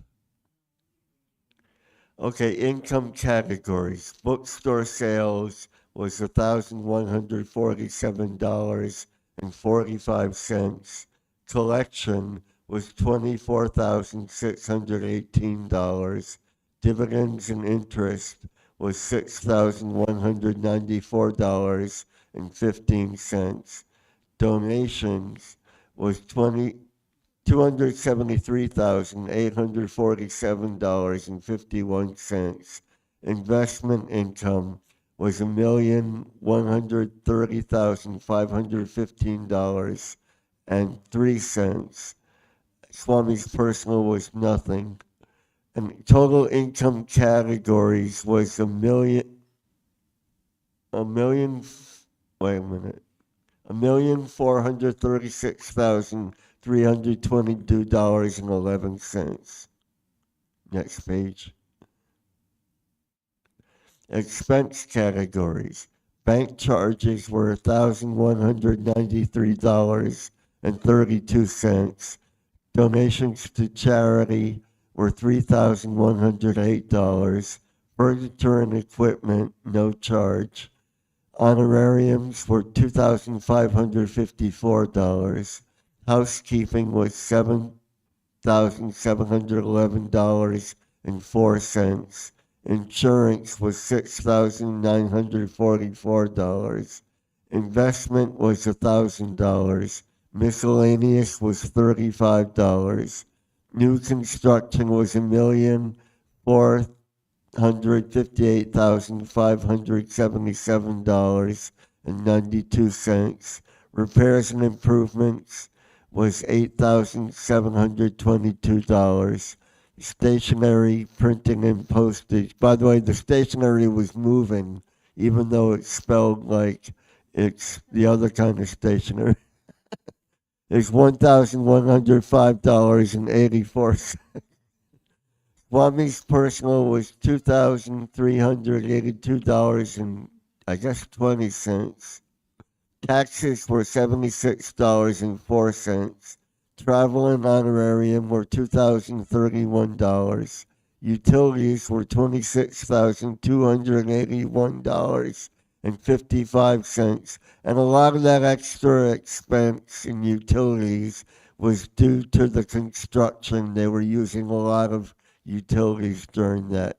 Vehicle maintenance was $1,861.38, and the total expense categories was $1,523,583.29, and the grand total was minus $87,261.20. Anything else, Abhijit? Total new construction expenses till May 16th, 2023. 2021, $109,469.02. 2022, $747,086.15. 2023, $1,458,577.92, and the total is $2,315,133.09. Vanguard, $1,620,632.14. LifeMap, $630,434.73. Merrill Lynch, $351,515.77, for a total of $2,602,582.64. AT&T stock as on 12/31/23, 989 shares times $18.74, for a total of $16,536.08. Considering withdrawals from and additions to investment, it was 11% increase of the initial amount, because we were taking out the amount very fast. The increase is 14% of the end amount.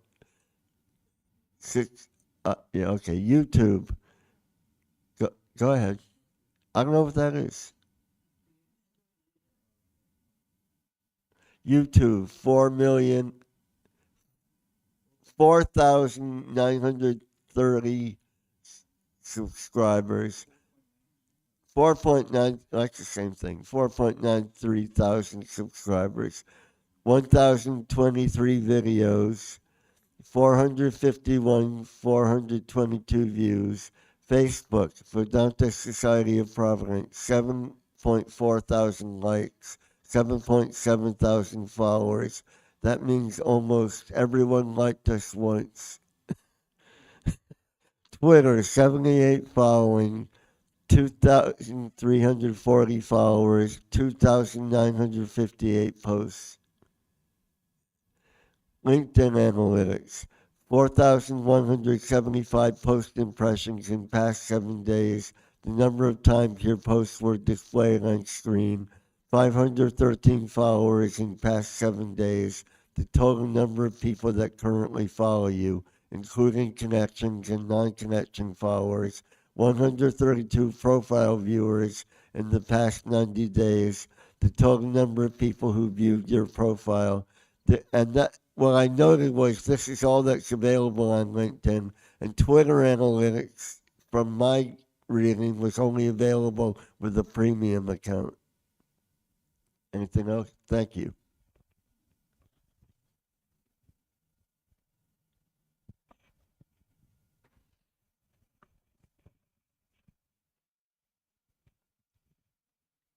Any questions, friends, for additional information?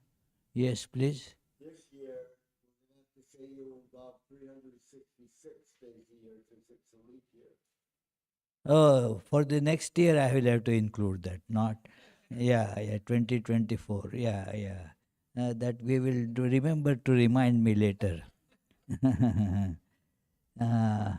But this is an occasion, to see how much work our volunteers have put in, also how much donations the devotees have contributed.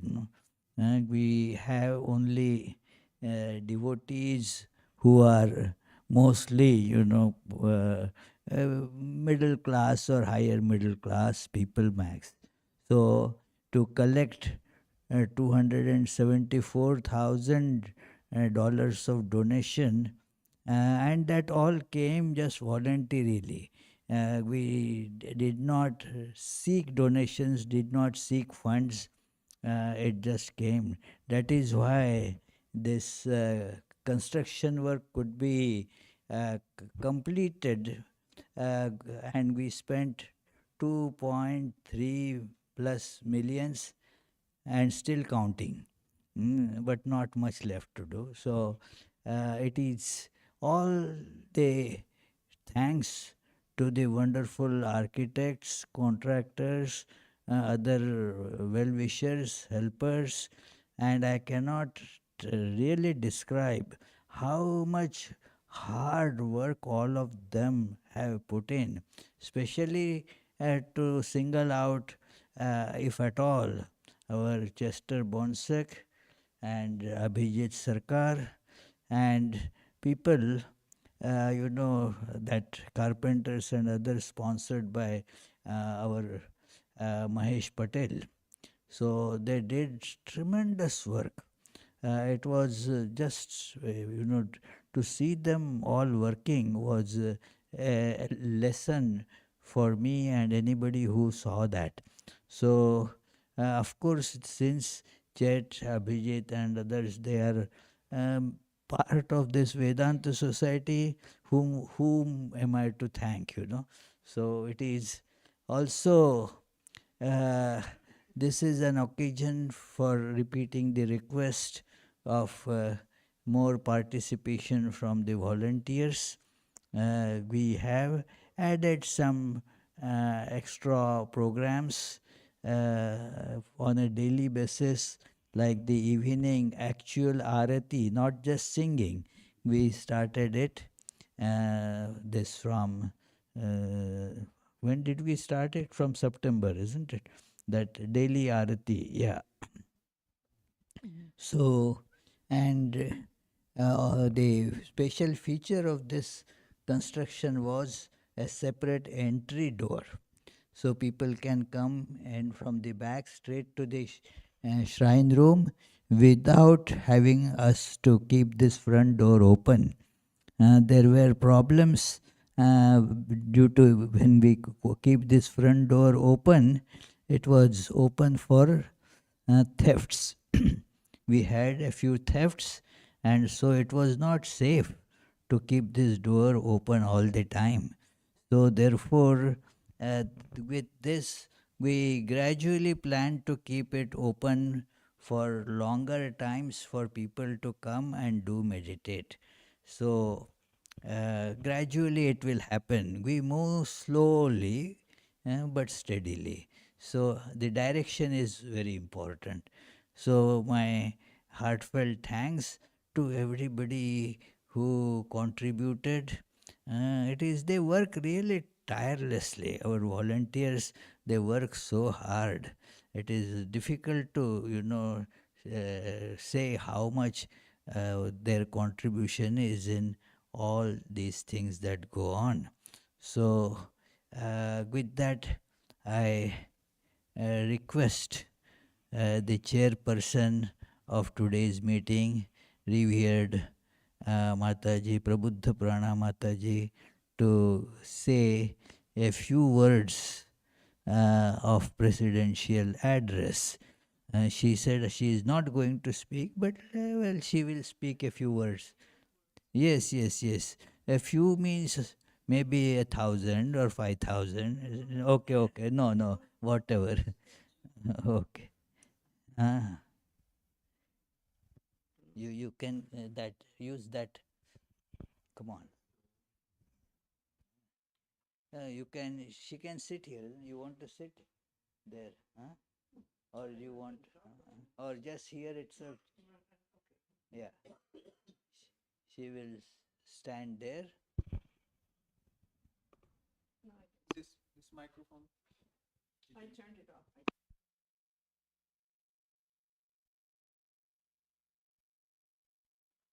Well, after a lecture and a meeting, I don't think you want to hear a very long talk.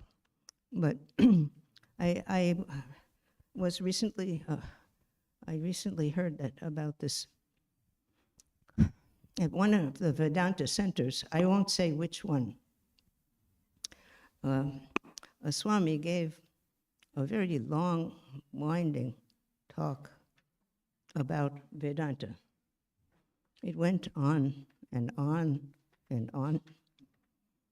And the sleepy audience was about to get up, and then he announced, oh, yes, I meant to tell you, at the end of this meeting, at the end of my talk, there will be a meeting of the board in the next room where they have, there's a library.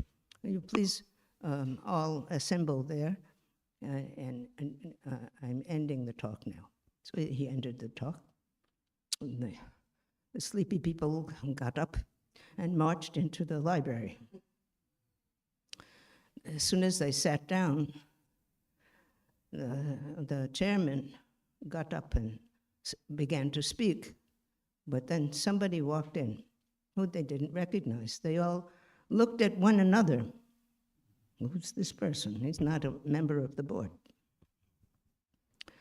So the chairman said, well, I'm sorry, sir, but this was to be exclusively a meeting of the board, and you are not a member. So will you please step outside? And the man said, well, if anybody was bored, I was.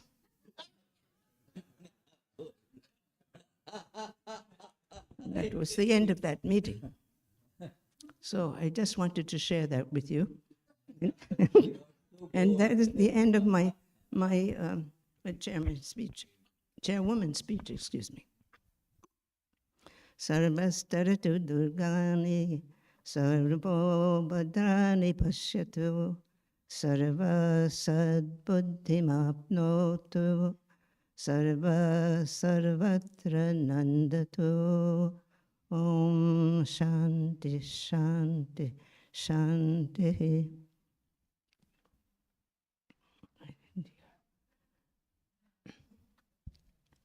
Many thanks, Mataji, for being the chair.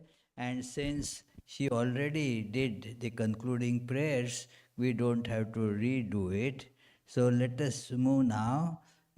Those of you who would like to, the Arati will be there, and then you can, next program will be an interesting program, soup supper, you know.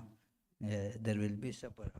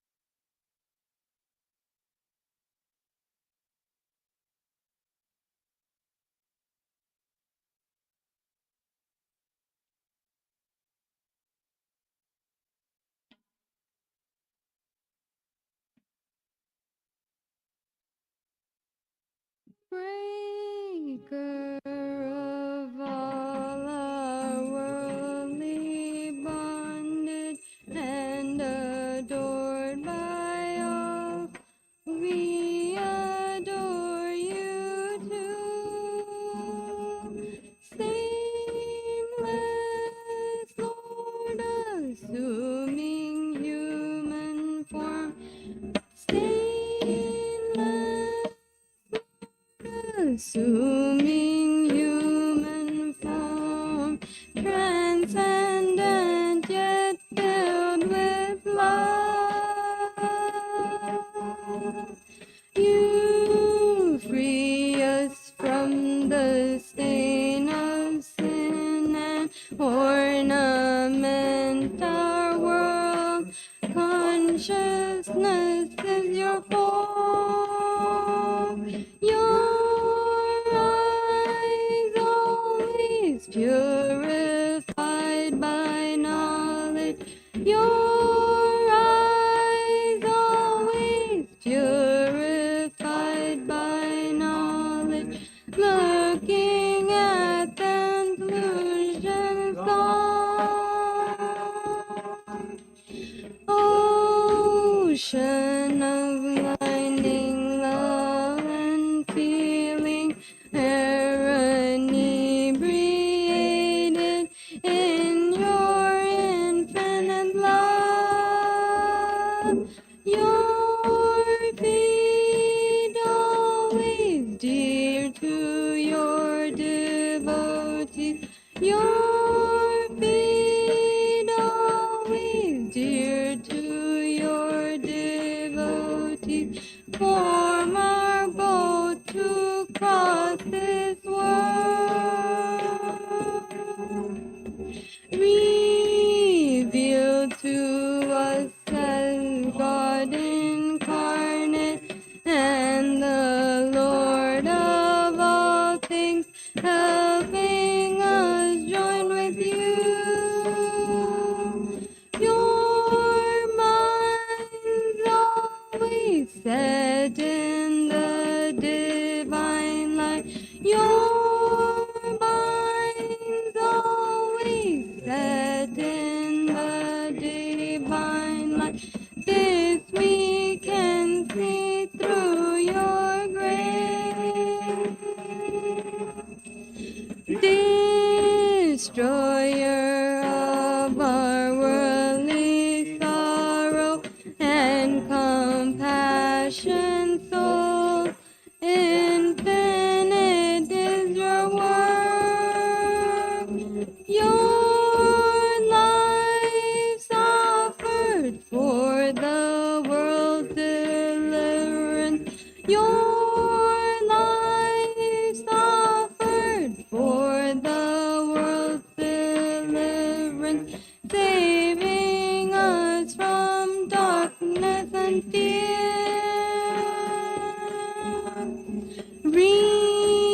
Renouncer of all lust and lucre, therefore you were always turning sensual life. Lord, amongst you are the best of men. Lord, amongst you are the best of men. Grant to us pure love for you. You're fearless and you're free from doubting, with your mind very firmly resolved. Causeless refuge of your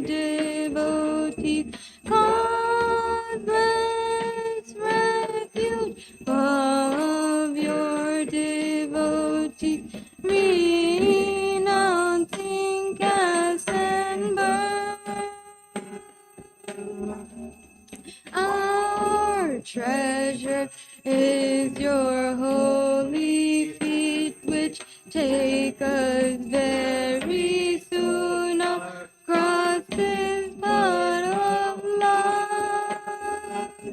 You give love and even-sightedness. You give love and even-sightedness to remove our anguish here. Our treasure is your holy feet, which take us very soon across this path of life. You give love and even-sightedness. You give love and even-sightedness to remove our anguish here. Greetings to you, O Lord, beyond both speech and mind. Greetings to you, O Lord, beyond both speech and mind. Yet you are the basis of all, O Lord, yet you are the basis of all. Great light of all lights, blazing in the heart's gate. Great light of all lights, blazing in the heart's gate. Darkness is destroyed by your light. Oh Lord, darkness is destroyed by your light. Greetings to you, O Lord, beyond both speech and mind. Greetings to you, O Lord, beyond both speech and mind. Yet you are the basis of all, O Lord, yet you are the basis of all.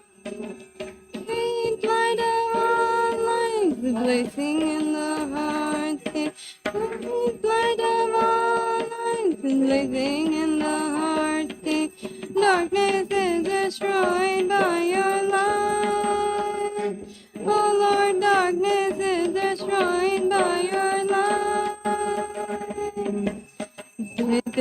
Langa ranga bhanga, these are all the sounds of mridanga. Langa ranga bhanga, these are all the sounds of mridanga. Spiritual songs devotees are singing for your worship divine. Spiritual songs devotees are singing for your worship divine. Jaya Jaya for your worship divine.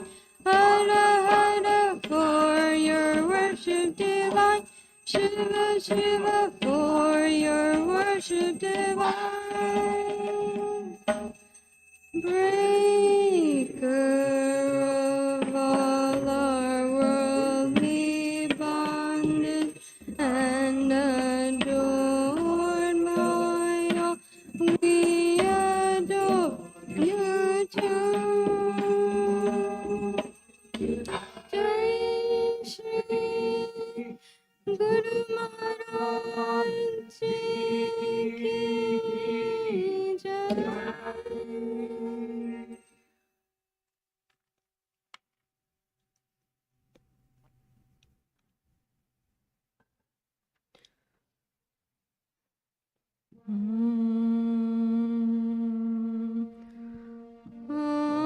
Auspicious and blessed,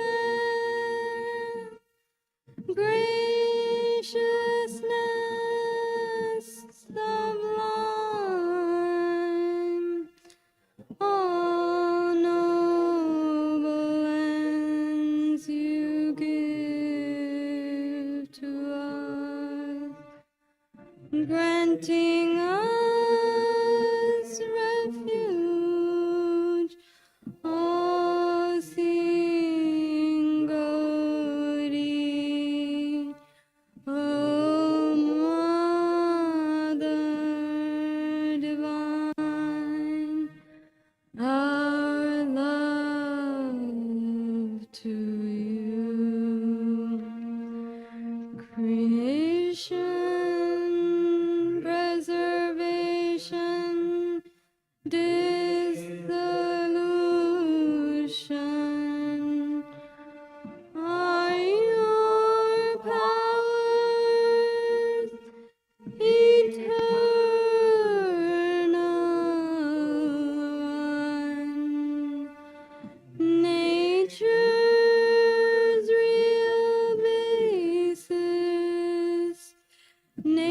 nature's essence.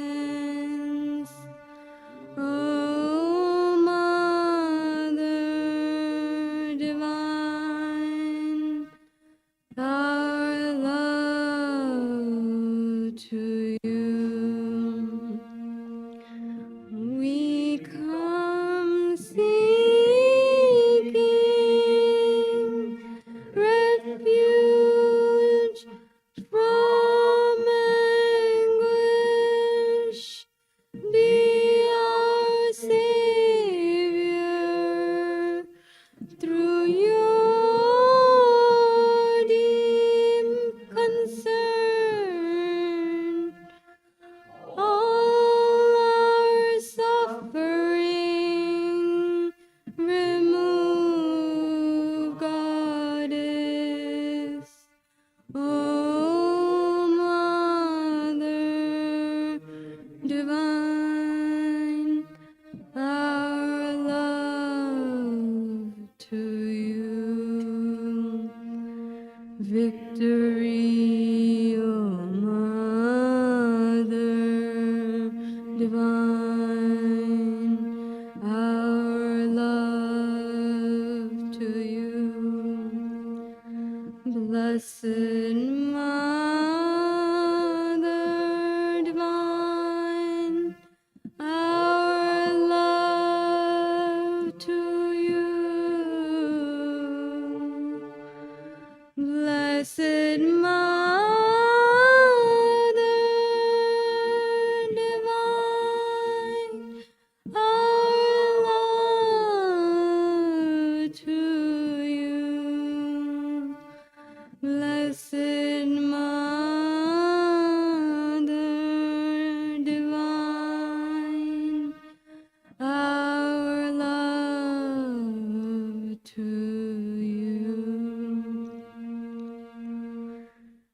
Jai Shri Ram Krishna Dev Ki Jai. Jai Shri Sarada Devi Ki Jai. Jai Shri Swami Vivekananda Ki Jai. Jai Shri Buddha Deva Ki Jai. Jai Shri Jesus